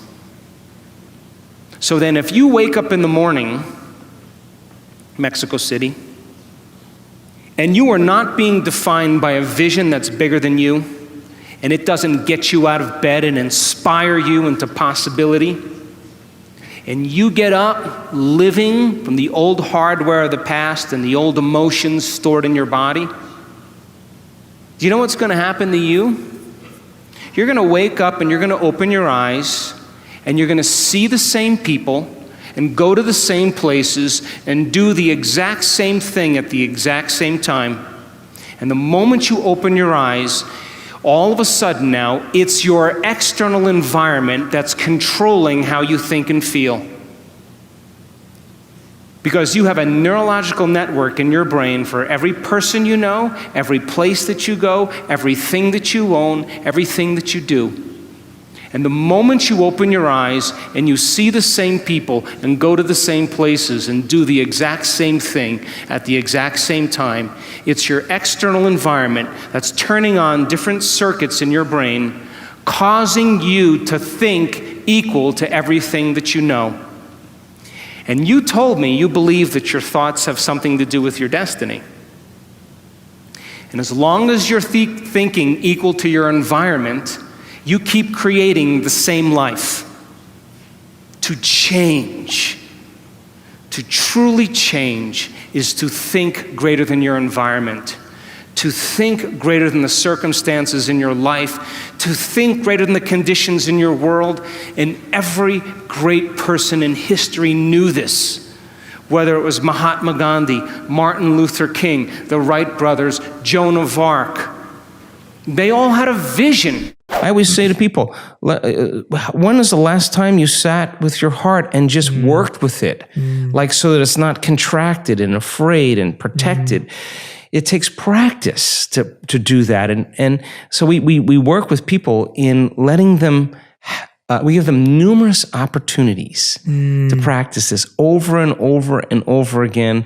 And sooner or later, petal by petal, it starts to bloom. And all of a sudden, there's an authentic smile on their face. And once energy meets the heart, it goes right to the brain. We did this study where we hooked up an electrocardiogram to an electroencephalogram. And an electroencephalogram is a brain mapping machine. So we measure 19 or 26 different compartments, and we're looking to see all different kind of activity in the brain.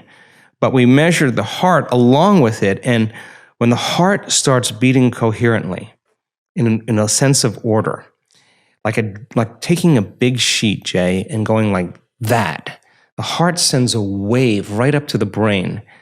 And the brain goes into these beautiful states of alpha The heart is telling the brain it's safe to create again. It's safe to imagine. It's safe to dream of a new future.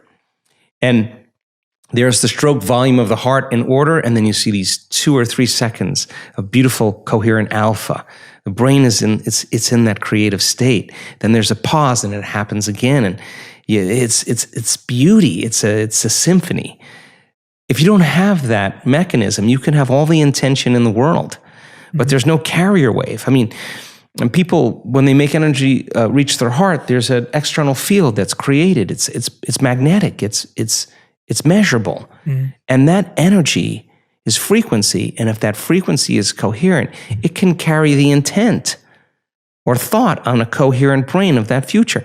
The energy of suffering cannot carry the thought of health or wealth. It's not consistent with it. It carries a different set of thoughts. So then the training then is getting people into those heart states, because once they start trading that fear or that pain or that frustration or trying or whatever, forcing, control for gratitude, and they just let all that go. And I say to them, listen, if you can't feel gratitude, or if you can't feel love, I just want to know what you've been practicing feeling every day. Because that feeling that you're practicing is what you're always feeling. Now let's practice feeling something else. In the beginning, it's not going to be easy, but you got to keep following the formula, keep doing it, keep doing it, keep doing it.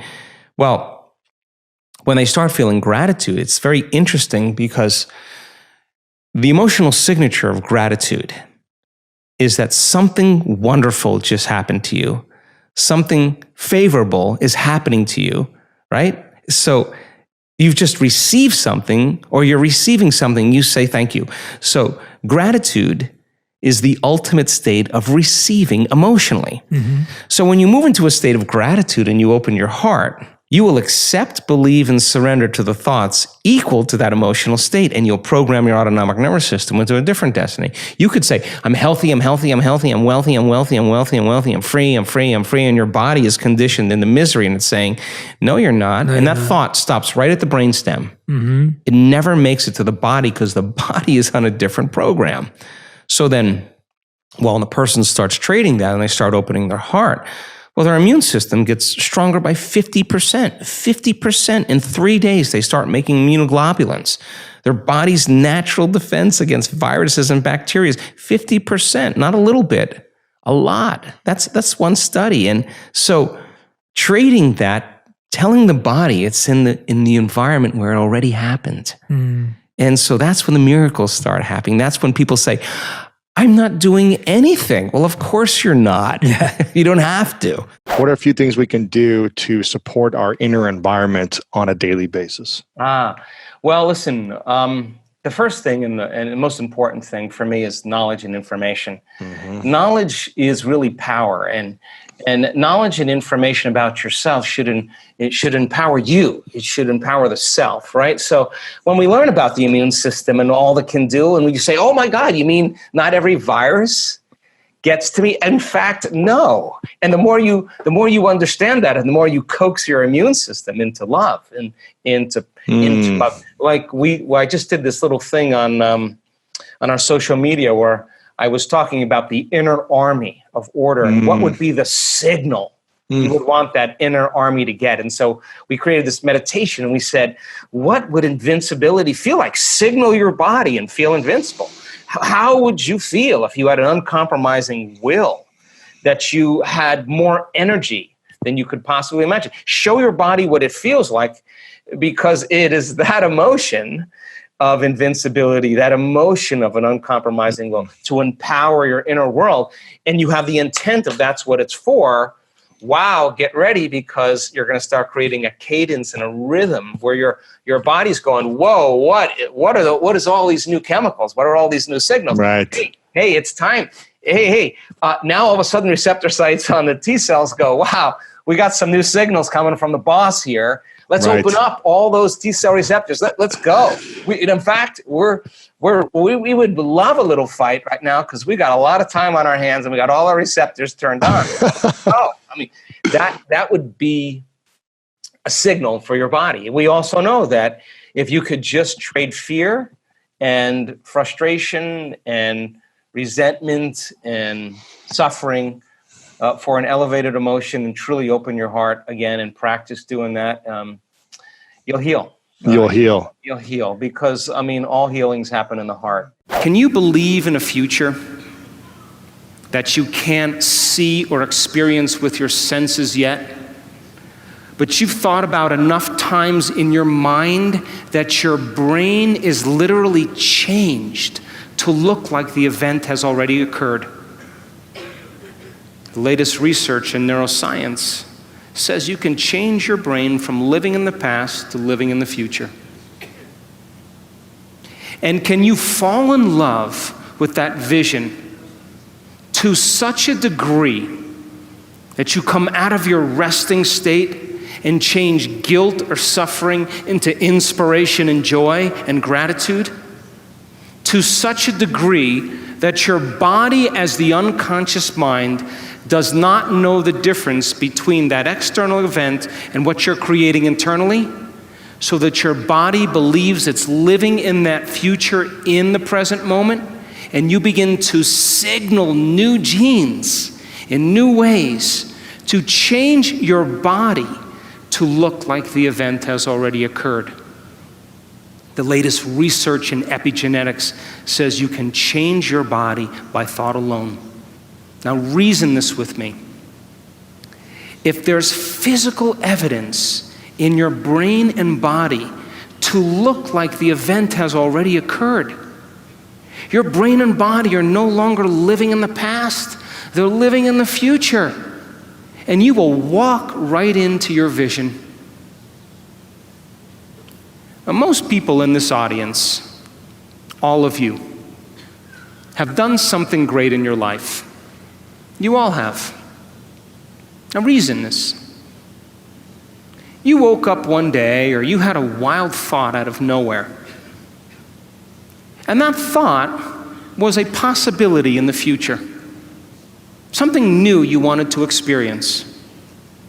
And the moment you started thinking about this experience, the moment you started contemplating this potential reality, you turned on a part of your brain called the frontal lobe, the crowning achievement of the human being.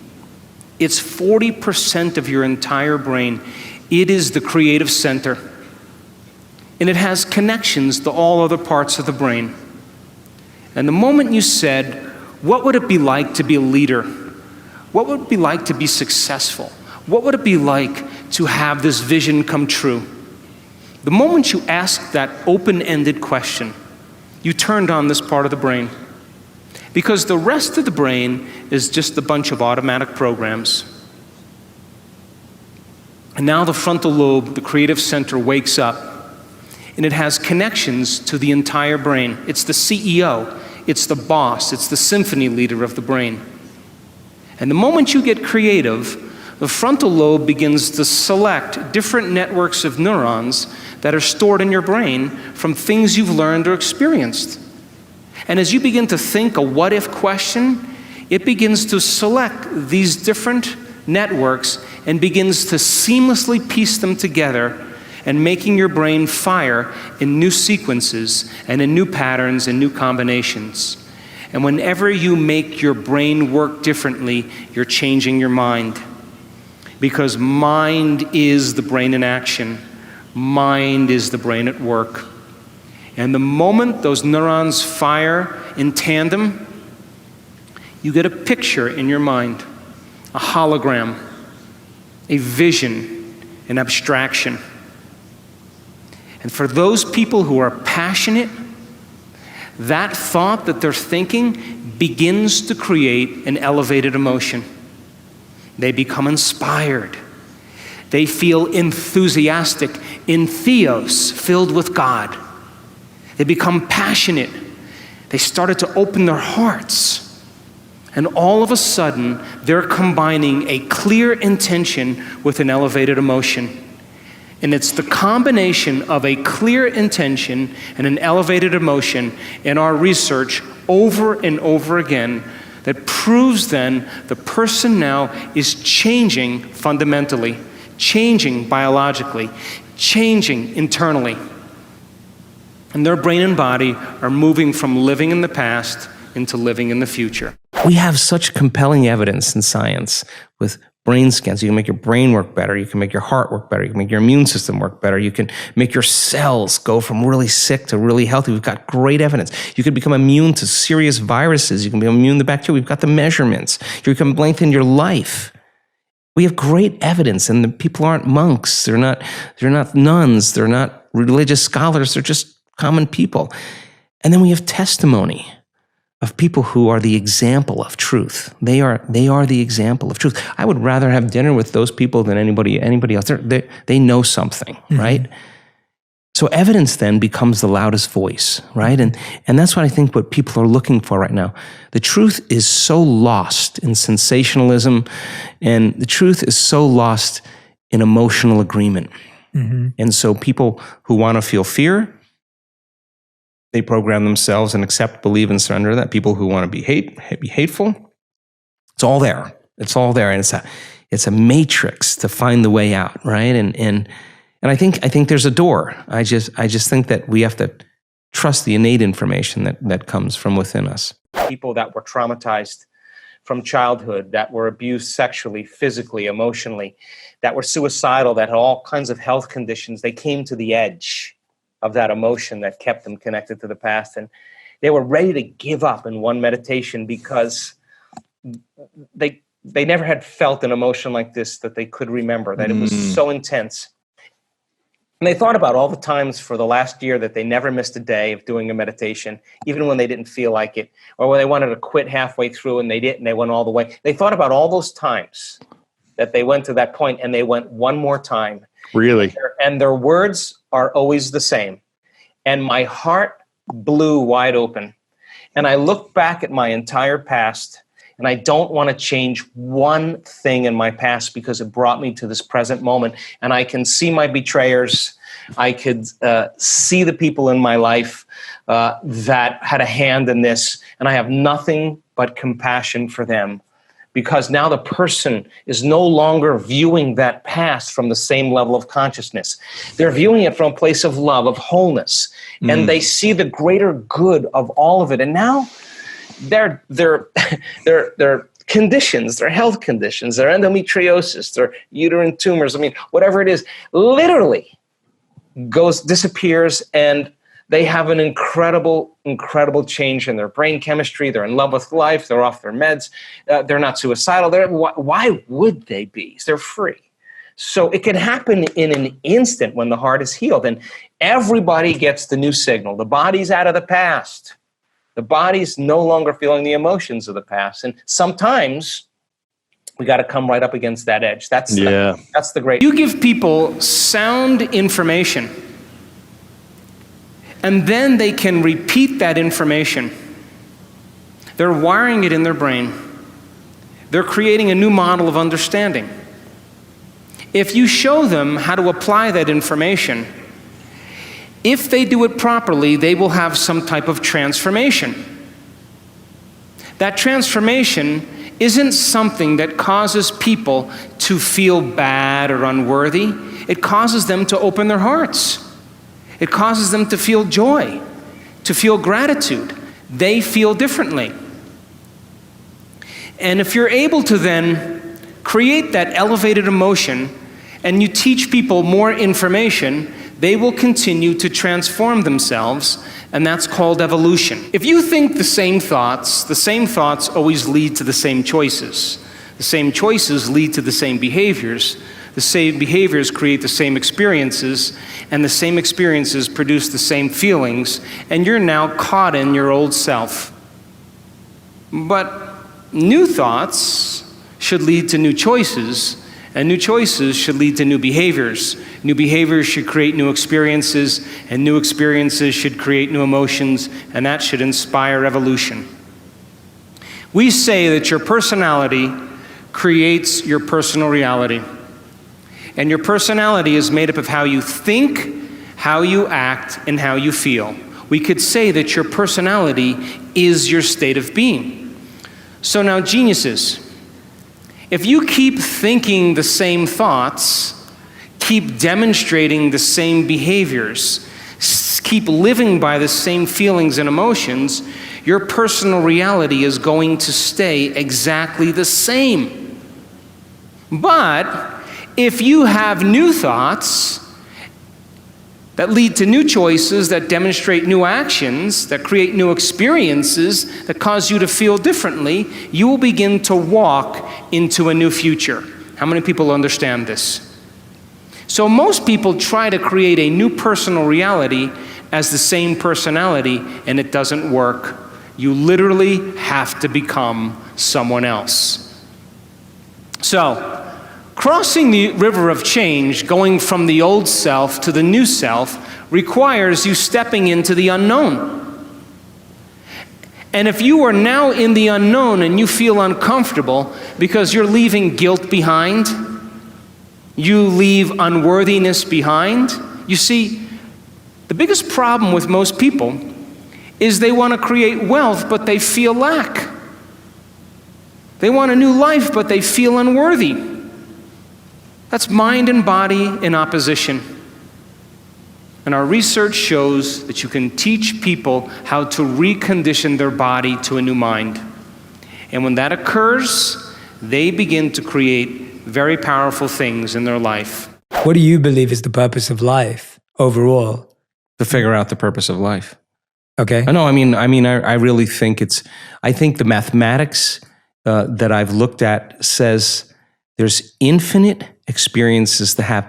You will never know the end. Mm-hmm. So then, if you study any religion, I've looked at a lot of them. This concept of eternity, mm-hmm. that the soul is going to be around for eternity, mm-hmm. that's a long time. Mm-hmm. And that means you got to be okay with you for a very long time. Yeah. So I think it's the creation of more experiences. And I think I think we came from source, from singularity, from oneness. And we have descended down into density, fooled by our senses into separation. Mm-hmm. And every single being has a spark of oneness of the divine within them. And we got so separate that we now have our own free will to answer the question, is there more? Mm-hmm. Because if you're oneness, it gets kind of boring after a while. Like, is there anything else? Well, the moment you ask if there's anything else, you're no longer oneness. You're something other than oneness, right? And you're a different consciousness, separate from oneness. So I think then we live life, and then when we can predict the feeling of everything that can happen in our life and it gets boring and we're not impressed by anyone or anything, we ask the same question, is there more? And that's when the soul goes, all right, well, it's been how many lifetimes you've been doing this? Okay, there's an awakening. And we ask that question, and then all of a sudden, we start getting information and books and stuff, and meet people, and it gets exciting, and it's how the universe works. And so we climb out of this, and I just think there's so many incredible experiences that are left in the unknown that we get to have, and then of course when the journey's over and you evolve to that point, then you take that wisdom. And you say, here's what I learned. And it was scary down there. And I was like, boy, I got to tell a great story. And then you hang out there and you go, is there anything else besides all? And then here we go again. It just never ends. I don't know. That's my theory. How do we brainwash ourselves in times of stress and anxiety in order to become more peaceful, loving, and successful in the future? How do we brainwash ourselves in a different way? Sure. Well, that's what I have spent just about my whole life. Wow. I mean, the first and most important thing is that you have to understand that if 95% of who you are is a set of unconscious programs, then the first step is lighting a match in a dark place. If you want to become someone else, you got to become aware of who you are. Yes. That means you got to start thinking about what you've been thinking about. You got to start paying attention to how you speak. You got to be conscious. Mm-hmm. You demystify the word meditation, and the word meditation literally means become familiar with. Yeah. And when you become so familiar with your thoughts, so aware of your emotions, so conscious of your habits that you wouldn't go unconscious to them again, now you're no longer the program, right? Mm-hmm. So getting people disentangled from that program, we found out as a formula. And when we teach people how to do certain things with their focus and opening their awareness, when we teach them how to create a very disorderly brain that has been driven by the hormones of stress into a more orderly, coherent brain, and teach them how to open their focus and practice that, they'll come up against those thoughts and they'll become so familiar with them. Listen to this. They won't believe them anymore when they come up any longer. Wow. And so when they hear them in their day, they'll be like, that's not going to stop me from my future. So if they're sitting there and they want to quit, just because they're sitting still and they're not quitting, then they're developing a will that's greater than those programs. And you're breaking out of the shell. And you keep doing that, you're going to get up and do the work every day because you did it yesterday. And you're going to want to do more of that because you're getting out of your past and it feels better.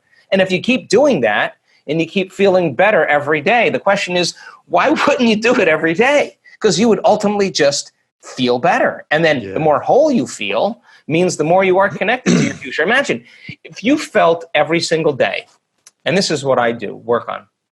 If I could stay connected to the emotions of my future all day long, there's no way I would be looking for when it would be happening. How could I look for when it would be happening if I feel like it's happening? I wouldn't look anymore, which means I wouldn't be separate from it. And that's when you start creating the magic, right? That's when you're in that zone. And that's when that reaffirms that personality that you're becoming. And now you don't, wake up in the morning and go, oh God, I got to create my future. No, you're going to jump out of bed because Excited. You're not going to want that magic to end. How does the person become the person they are? And why do they keep their health condition the same? And well, most people, your brain is a record of the past. It's an artifact of everything you've learned and experienced to this moment. So most people wake up in the morning, if you think that your thoughts have something to do with your destiny, they start thinking about their problems. And those problems are just memories that are etched in their brain that are connected to certain people and objects and certain things at certain times and places.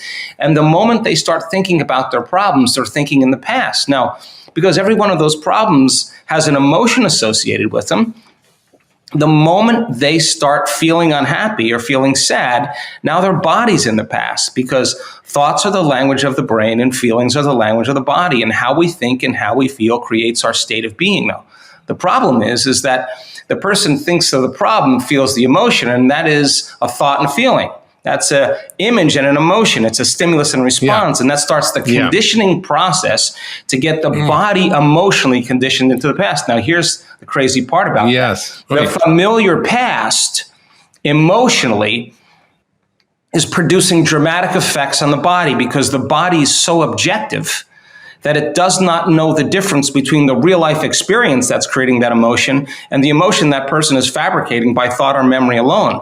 The body's believing it's living in the same past experience 7 days a week, 365 days a year. And the problem with that is that the environment signals the gene. That's epigenetics. And the end product of an experience in the environment is an emotion. So the person is keeping the same gene regulated because the body's believing it's living in the same environmental conditions. So getting that person to step outside of that familiar known territory into the unknown, where there is uncertainty, and have them be comfortable there and begin to think about how they are going to think. The new model of reality is about causing an effect. That means then you have to feel gratitude every day for your new experience to occur. You can't wait for your success to feel empowered. You have to be empowered to create the success. And when you teach people how to do this, and they move into a new state of being, they begin to create the life that they want. How many people are still with me? But to the materialists, they would say, well, no, I'm going to wait for my money to come and then I'm going to give thanks. And those people pretty much are living by the emotions of the past. And if you're living by the emotions of the past, you are viewing your future through the lens of the past, and your vision will fade. Because when you bring up an elevated emotion, you will see the vision clearly. And leaders in history that changed the world knew how to change a culture. Look at Martin Luther King. He talked about justice and then got enough people inspired that they felt empowered enough to do something about it. People came out of the resting state. And so then you share the same brain as Martin Luther King. and being defined by a vision of the future begins to change a culture. But most people have the same thoughts or the same intentions, and they live by the same familiar emotion. The future, then, is created by a clear intention and an elevated emotion, now listen closely, that you have to cultivate in your inner environment of thoughts and feelings. But most people, by the old self, are living from past memories that are created from knowledge and experience from something that happened outside of them. Some experience or trauma that defined them. And getting a person beyond the old self, then, is the great work. That's what we're here for. So, we've studied motivation, and I can tell you, without a doubt, that the highest form of motivation in any culture, in any group of people, is what's called purpose motivation, duty motivation, or mission motivation. You know what that is? To have a vision to change a culture that's bigger than you, to instill change in the world. Look at Elon Musk. How many people know who he is? Elon Musk, he created Tesla Motors.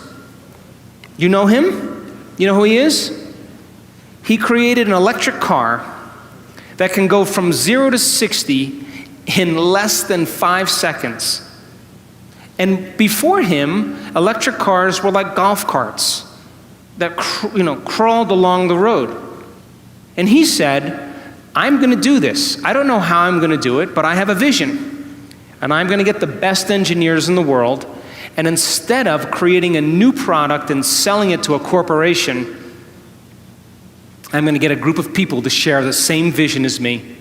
I'm going to change the world by changing our reliance on oil. And I am going to make a difference in the world, and I am going to make a lot of money. Why not? And so people said, no, that's not possible. And he held on to that vision. And now Motor Trend magazine never rated a car close to 100. They rated the Tesla car 103. It's the best car on the road. And it relies on no gas at all. That's a vision of the future. I got run over by a truck, and I broke 6 vertebrae in my spine, and I had to make a decision at that time in my life because the diagnosis wasn't very good, and neither was the prognosis. And I had to decide if I was going to spend the rest of my life on addictive medications and with surgical rods in my spine, or if I was going to see if the mind could actually heal the body. And so that was my wake-up call in 1986. And so I just I was at the point where I just had to make a decision to see if it was actually the truth. If all of this that I learned was the truth, let's apply it. And so I was lucky enough to have a dramatic change in my own personal health. And then I thought, God, yeah, if it worked on me as it worked on other people. So I started looking into people that had, been treating conventionally or non-conventionally and with a certain diagnosis, and their condition was staying the same, getting worse, and all of a sudden it got better. And I just wanted to look at what the cause was that was producing that effect. And so I interviewed, hundreds and hundreds of people that had gone through the process. And one of the most fundamental elements that they all had in common was there were a lot of things that had to do with their mind. And some people had specific diets and specific regimes. Some people used certain conventional and non-conventional protocols, but the commonality primarily was about how the mind was really influencing the body. And they began to really take a closer look at how they were thinking on a daily basis, how they were acting on a regular basis, and looking at how they feel on a moment-to-moment basis. And how you think and how you act and how you feel is your personality. And your personality has a very direct relationship with your personal reality, which means if you want to change your personal reality, if you want to change something about your life, you got to change. And so the process of change then becomes the fundamental process of going from some person that's familiar and known to you and stepping out and beginning to make different choices and to begin thinking differently and begin to behave differently and speak differently and feel differently. And if you start thinking, acting, and feeling differently, our research shows without a doubt you're going to have dramatic changes in your biology. And if you do it enough times, you're going to become someone else. And the disease then all of a sudden exists in the old personality and not in the new personality. And then you ask the person, where's the cancer? Where's the rheumatoid arthritis? Where's the immune-mediated condition? It's in the old person. I'm not that person any longer. If you have been if you had experience of trauma, say, for example, and it's created the feeling of fear, and your fear is that it could happen again. And you don't know this, but every time you think about that future, that possible worst case scenario, and you feel the emotion, you're conditioning your body to become the mind subconsciously of anxiety. So now, all you need now is some cue in your outer environment that says it's unsafe, that there's damage there, that you're a victim, something's bigger than you that could have an effect on you. Well, now that feeling of fear is going to cause you to think thoughts equal to it. So the person then no longer needs the environment to feel that fear. They just have to have the thought about that condition now. And now they're literally knocking their brain and body out of balance by thought alone. And the body's constantly living in emergency mode. And it takes a lot of energy, a lot of resources to live in emergency mode all the time. And guess what system becomes compromised by it? Immune system. Your immune system. Why? Because you have two protection systems. You got a system that protects you from dangers in your outer world. That's the gas pedal. That's the sympathetic nervous system. That's the fight or flight nervous system. Danger, threat out there. Use all the energy because you got to survive. And when you survive, you got to take care of your body. So So now that system can work really well short term. It doesn't work really well if you keep it on all the time. Because if you're mobilizing all that energy for some threat in your outer world, there's no energy in your inner world for growth and repair. There's no energy for long-term building projects. And energy leaves the brain and it leaves the heart and it moves into these lower centers because now you're tapping the body's resources because there is an emergency. But whether the emergency is real or imagined, whether your anger is valid or justified or not, that you're tapping the body's very energy to heal by doing this. And the immune system says, well, we're part of really the other nervous system. We're the brake. We're the clutch. We need to get into relaxation. We need to get back into balance again. And when we do, then we'll metabolize. Then we'll assimilate. We'll reproduce. We'll excrete properly. Mm-hmm.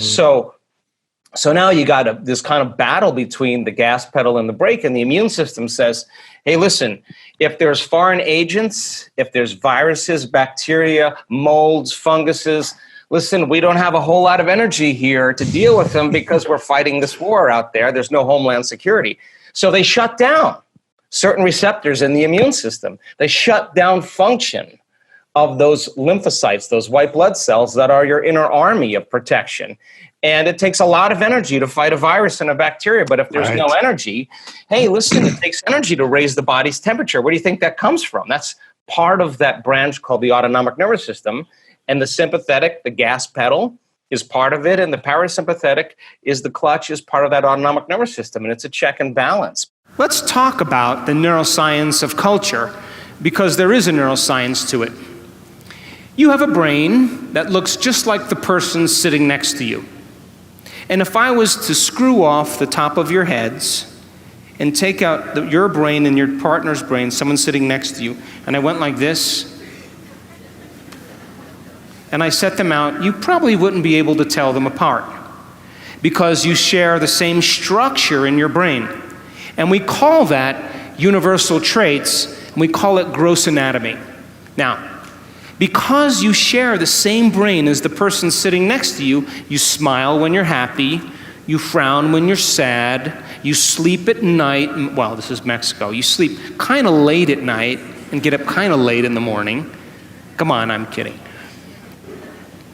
And, you grab a stick the same way, we speak a language, and because we share the same gross anatomy of the brain, we have very universal traits that we have in common. How many people are with me? But now, how your brain is wired is your individuality. And that's the minute architecture or the minute structure of the brain. So then, your brain is wired different than the person next to you because you have different experiences. But if you share the same experiences because you're in a relationship, then you have similar brains that are kind of relating. And relationships are built on common experiences. If we share the same experiences, we share the same emotions. And if we share the same emotions, we can relate with each other. So then, think about it like this. You have a hand. And because you have a hand, you have the same hand as the person next to you. There's only a certain amount of things you can do with your hand. But now, what makes you unique is your fingerprint. That gives you your individuality. And that is really the minute anatomy of something related to a hand. Are you with me? So now, what is the division that unifies both the universal traits and our individual traits? And the answer is culture. Culture. And culture is defined by the environment in which you live, the environment in which you work, the environment of your family. An environment is made up of just a few things. Are you ready? People, objects, things, places, time, pets, and that's pretty much your environment. So the culture of Mexico City is defined by the environment. You eat certain foods, you like certain music, you relate with one another because of the environment in which you live in. And that culture is created from the environment, which is different than the culture of Mongolia. Because it's a different environment, and they have different traditions, they have different customs, because they've had to survive in a different environment. And so what unifies individual traits and universal traits is called culture. Now think about this. Most cultures are defined by the customs they have, the traditions, the language, their survival skills, their habits, their attitudes, their beliefs, their history, their arts, their social structures that have unified them as an individual culture. Are you still with me? So the people you work with, the people you relate with, the people you interact with, you share a similar culture that bonds you both as an individual and as a species called human beings. And Mexicans are different than Australians because they live in a different environment and they have different traditions. You still with me? But we could say then that culture typically is defined by things that have worked in the past. So then, most cultures then have a choice. To create a new culture means then you have to define your culture as a vision of the future. But most people, their cultures are based on the past, present reality. What does that mean? We are in a changing world. And the world is changing faster than most people can keep up. And if you are going to stay defined by a memory of the past, you will not keep up with this culture because we are creating a global culture. So then, what defines the vision of the future to change a culture? And the answer is a very clear intention, a clear purpose combined with an elevated emotion. And when you combine a clear intention, like a vision of the future, along with an elevated emotion of inspiration and joy, you will create an empowered individual. What's something that you've said in the past that you were confident about it then, but now upon reflection, you're like, oh, actually, I've changed my mind about that? Oh, that it takes a long time to create reality. Okay, I'm going to ask you to expand on that because I like that answer. I want to know more. That's fascinating.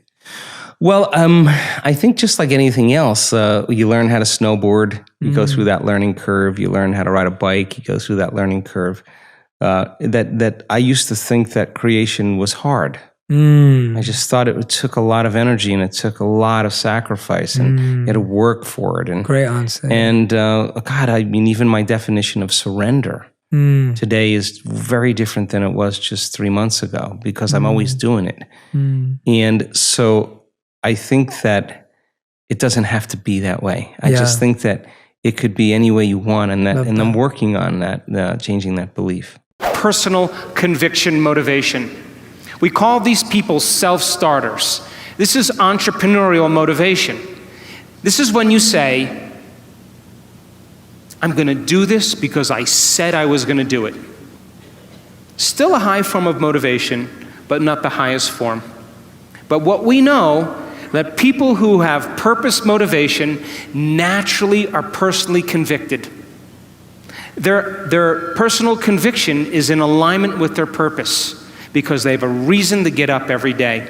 If someone is so disconnected to their future, their greater future self, if they're so negative thoughts, suicidal thoughts, often hurting themselves potentially, often, what can they start to do to just give some a little bit of relief and peace in their heart? Yeah, it's simple. Knowledge, experience, wisdom. Philosophy, initiate that philosophy, master it. Yep. Mind, body, soul, thinking, doing, being, learning it with your head, applying it with your hands, knowing it by heart. And this is the journey of knowledge, because when you learn that information and you really study it, you are going to begin to see the world differently because your brain is changing. Then when you start saying, how can I use this? How can I apply it? How can I personalize it? How could I do something, initiate this information? What do I got to do? How do I get my behaviors to match my intentions? Now, this is the act of trial and error. It's so important. You don't make it the first time. You don't give up. You get up and you try to walk again. And you start learning how to do this. And so as you begin to do it over and over again, you start having new experiences. Yes. Well, new experiences enrich the circuits in your brain philosophically. And now the brain makes a chemical. And now you're feeling more unlimited. You're feeling more whole. You're teaching your body chemically to understand what your mind intellectually understood. And now you are literally starting to embody that knowledge. Yeah. It's becoming, it's signaling new Jesus, it's new information, but you can't do it one day and expect your wealth to come. You got to do it over and over again. Yes. So the repetition of practicing over and over again neurochemically conditions the mind and body to begin to work as one. You've done it so many times. The body now knows how to do it subconsciously. Better than the conscious mind. Just like it knew how to subconsciously lean into trauma and victim mode for decades. Now the body's getting new information. It's going to adapt. And now you're going to literally become that knowledge. You're going to become it. That's what you're going to become. And so now that's when you no longer have to try. It's who you are. Yeah, you've memorized an internal order that's greater than anything in your outer world that's going to tell you something else. That's key right there. I was looking closely, and there are people that do this work, do this transformation work in the meditations that we teach. And they're so impatient and they're so entitled. And they want an instantaneous change from the lack and pain they're feeling, right? That they never overcome themselves in their meditation. They never overcome themselves in the meditation. And when they finish their meditation, they believe in this work less. Then there are people who say, I can tell you the moment I made up my mind to change, because I had reached the end and I made a decision.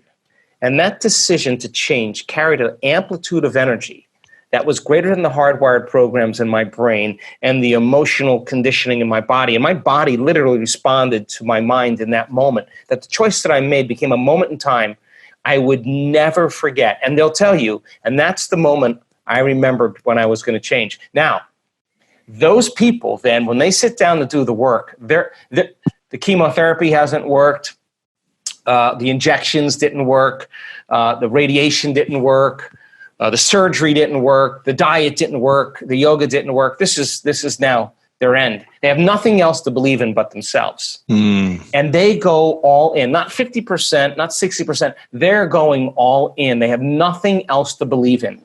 Now listen, when they go a little bit outside the known, they went a little further than where they normally would stop. They pushed themselves to that next limit. They started believing in themselves that they could do it a little bit more. They finish the meditation and they get up and believing it's working more than working less. They're the person that's believing in themselves. That's why, because it's not the work, it's your belief in yourself, right? And then when you believe in yourself, you believe in possibilities. When you believe in possibilities, you got to believe in yourself.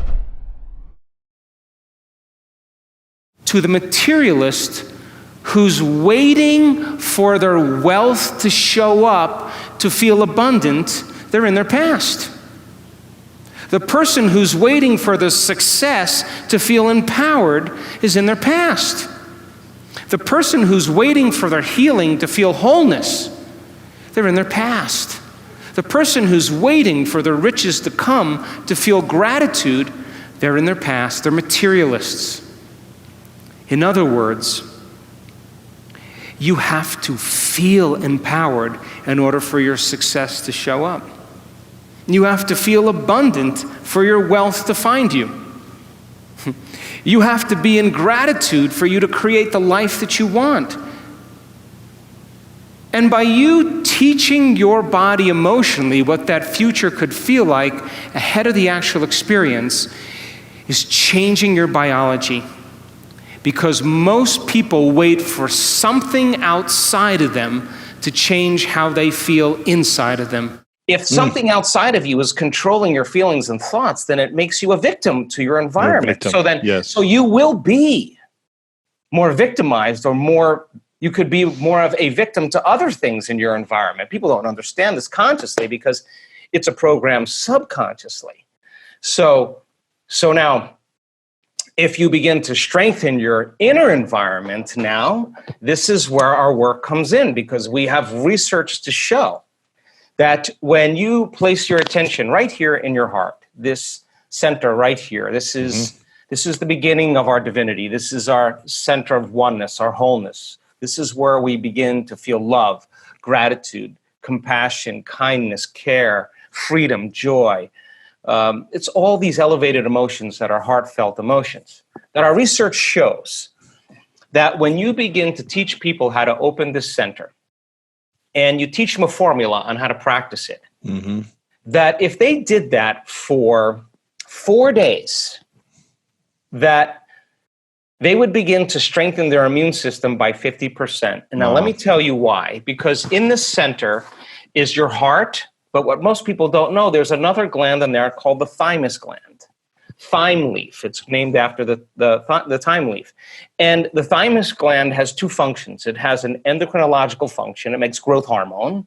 That's our youth center. And it makes strong immune chemicals. And it has an immunological function. So when you're living by stress and your heart is racing and you're stepping on the gas and the brake at the same time because you can't run, you can't fight, you can't hide, and you got the gas and the clutch going, energy is going to leave the heart and it's going to the adrenal center, and you're going to cause contraction in the arteries in your heart, and this center will shut down from blood flow. And so there's no energy in the heart. So you teach a person then how to begin to open the center and to start feeling elevated emotions through their heart. And you teach them how to switch or convert from the sympathetic nervous system to the parasympathetic nervous system. Well, all of a sudden now, this thymus gland, which normally shrinks with age, starting at puberty, the fountain of youth now, all of a sudden begins to get new blood flow. And there's new hormones that are signaled, like oxytocin and vasopressin, and all these different chemicals called nitric oxide and endothelial-derived relaxing factor, and the arteries in the heart begin to swell with energy and blood flow. And this center switches on, and now it says, man, this feels good. And this is a time for us to really get back into balance and really let's strengthen our inner world now. And now all of a sudden, this thymus gland begins to make thymosin, which is an important agent that begins to make T cells. And T cells have little receptors on them called T cell receptors. And when those T cell receptors are robust and strong, those cells make proteins, and they make what's called antibodies or immunoglobulins. And these little Y-shaped proteins block the receptors coming from the virus that are trying to attack the white blood cells. They have a shield, and now they're immune to the virus and its attack with its receptor. And it can literally begin to inject it with these immunoglobulins, primarily immunoglobulin A. And that begins to cause the virus to not survive. And then that white blood cell will pass another white blood cell and pass on the memory to it So it already knows what's coming. So now, all of a sudden, you're making these immunoglobulins, and now your inner world now can combat anything that's a foreign agent, and even cancer cells. I have 3 kids, and I've raised my kids with these principles. And I think there are critical periods, Ed, where certain information is more understood, and certain periods where you can really advance a teaching or an understanding. But children, their first 6 years of their life, they're very suggestible to information. And their brainwaves are just in a slower pattern, so they don't have any critical facilities or analytical facilities. So big boys don't cry. Little girls should be seen and not heard. Money is the root of all evil. God is mad at you. You're going to go to hell. So kids just take that all in without any filter, and that becomes the foundation of their personality and their identity. Then you throw in parents. They're 95% of the time running unconscious programs. Well, children have mirror neurons, and mirror neurons emulate behavior. So when you were feeding your kids when they were young, you took that spoon and you went like this. You didn't know you were doing that, but you were doing that, and they were watching you and you were watching them, and they were turning on the same circuits in their brain that you were turning on, just so they could model the behavior. So then you can't say to the kid, stop being an emotional basket case, because they're not listening to anything you're saying. They're observing behavior. They're modeling. So when a lioness takes her cubs out to hunt, they sit and they watch her. And when they're watching her, she's priming their brain. They're actually going to emulate her behavior. So as they start observing her, they start turning on the same circuits they will when they hunt. So they start imprinting it, right? So then with children then, I call it the fast path to enlightenment, because if you want to raise a great kid, you got to be the example. Yeah. And so, there's certain principles with children in certain critical periods. You don't tell your kids when they're 4 years old, you create your reality, fix this, they're not ready for that. But there are certain things at certain periods of time that are really healthy. And teaching children how to shorten the refractory period of their emotional reactions is so important. And simple things like a trampoline is a great way when a kid is upset. Just change their state. Let's go. Yeah, let's go. Okay. And they jump, and you jump with them. 10 minutes later, it's gone. Isn't that true? And so then you're teaching them that kind of emotional intelligence. Gotcha. Parents need to know that it's so important to understand to never rationalize with your kid when they're emotional. Why? Because do you want to hear anything when you're emotional, or do you want to be left alone? Because no new information can enter their nervous system that is not equal to the emotion that they're experiencing. Wow. It's not relevant. Wow. So then getting them past their emotional state and teaching them how to shorten their refractory period, and then timing. Okay. When they start getting ready for bed, and it's getting loving, and it's getting quiet, and they're settling down, get in bed with them, and you lay there and you say, I had a tough day today. I've been working on my frustration, and I didn't do very well today. I got angry at a few points, I got frustrated, and I stayed that way for like 3 hours. And you just open the door for kids, and they'll say, I was playing today.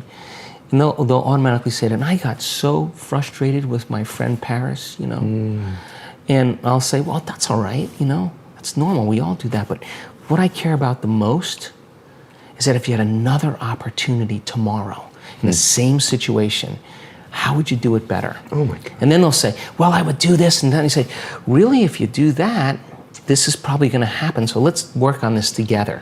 So you start building a model, and you help them because they're so neuroplastic. And then once you get that model in place, then you say to them, tell me how to do it again. What would you do? Now, what are they doing? They're rehearsing. And so now they're installing the circuitry. And then you say, wait, one more time, because you forgot that one part. And you'd be surprised because they're in that right suggestible state. And then you get the model down, and then you say, okay, I'm going to tell you a story. There were these 2 kids, a boy and a girl. Because you have a boy and a girl, right?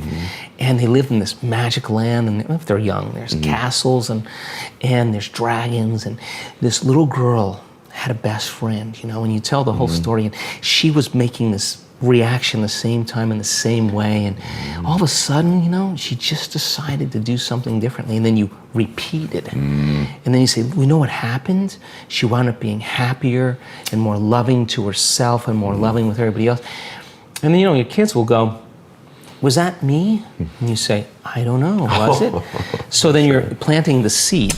Because you made it this far in the video, I want to celebrate you. Most people start and don't finish. Most people never actually follow through. Most people say they want something, but they don't ever do the work to actually get it. But you are different. You are special. Believe Nation, you made it here all the way to the end, and I love you. So as a special celebration, if you put a hashtag Believe down in the comments below on this video, I will showcase you and celebrate you somewhere on the screen in a future video because you are awesome. For 10 more amazing rules from John Assaraf, check the video right there next to me. I think you'll love it. Continue to believe, and I'll see you there. A lot of athletes have this term around the A game and showing up and doing their absolute best, mentally, emotionally, physically, spiritually, etc. And it got me thinking about, do you even know what your A game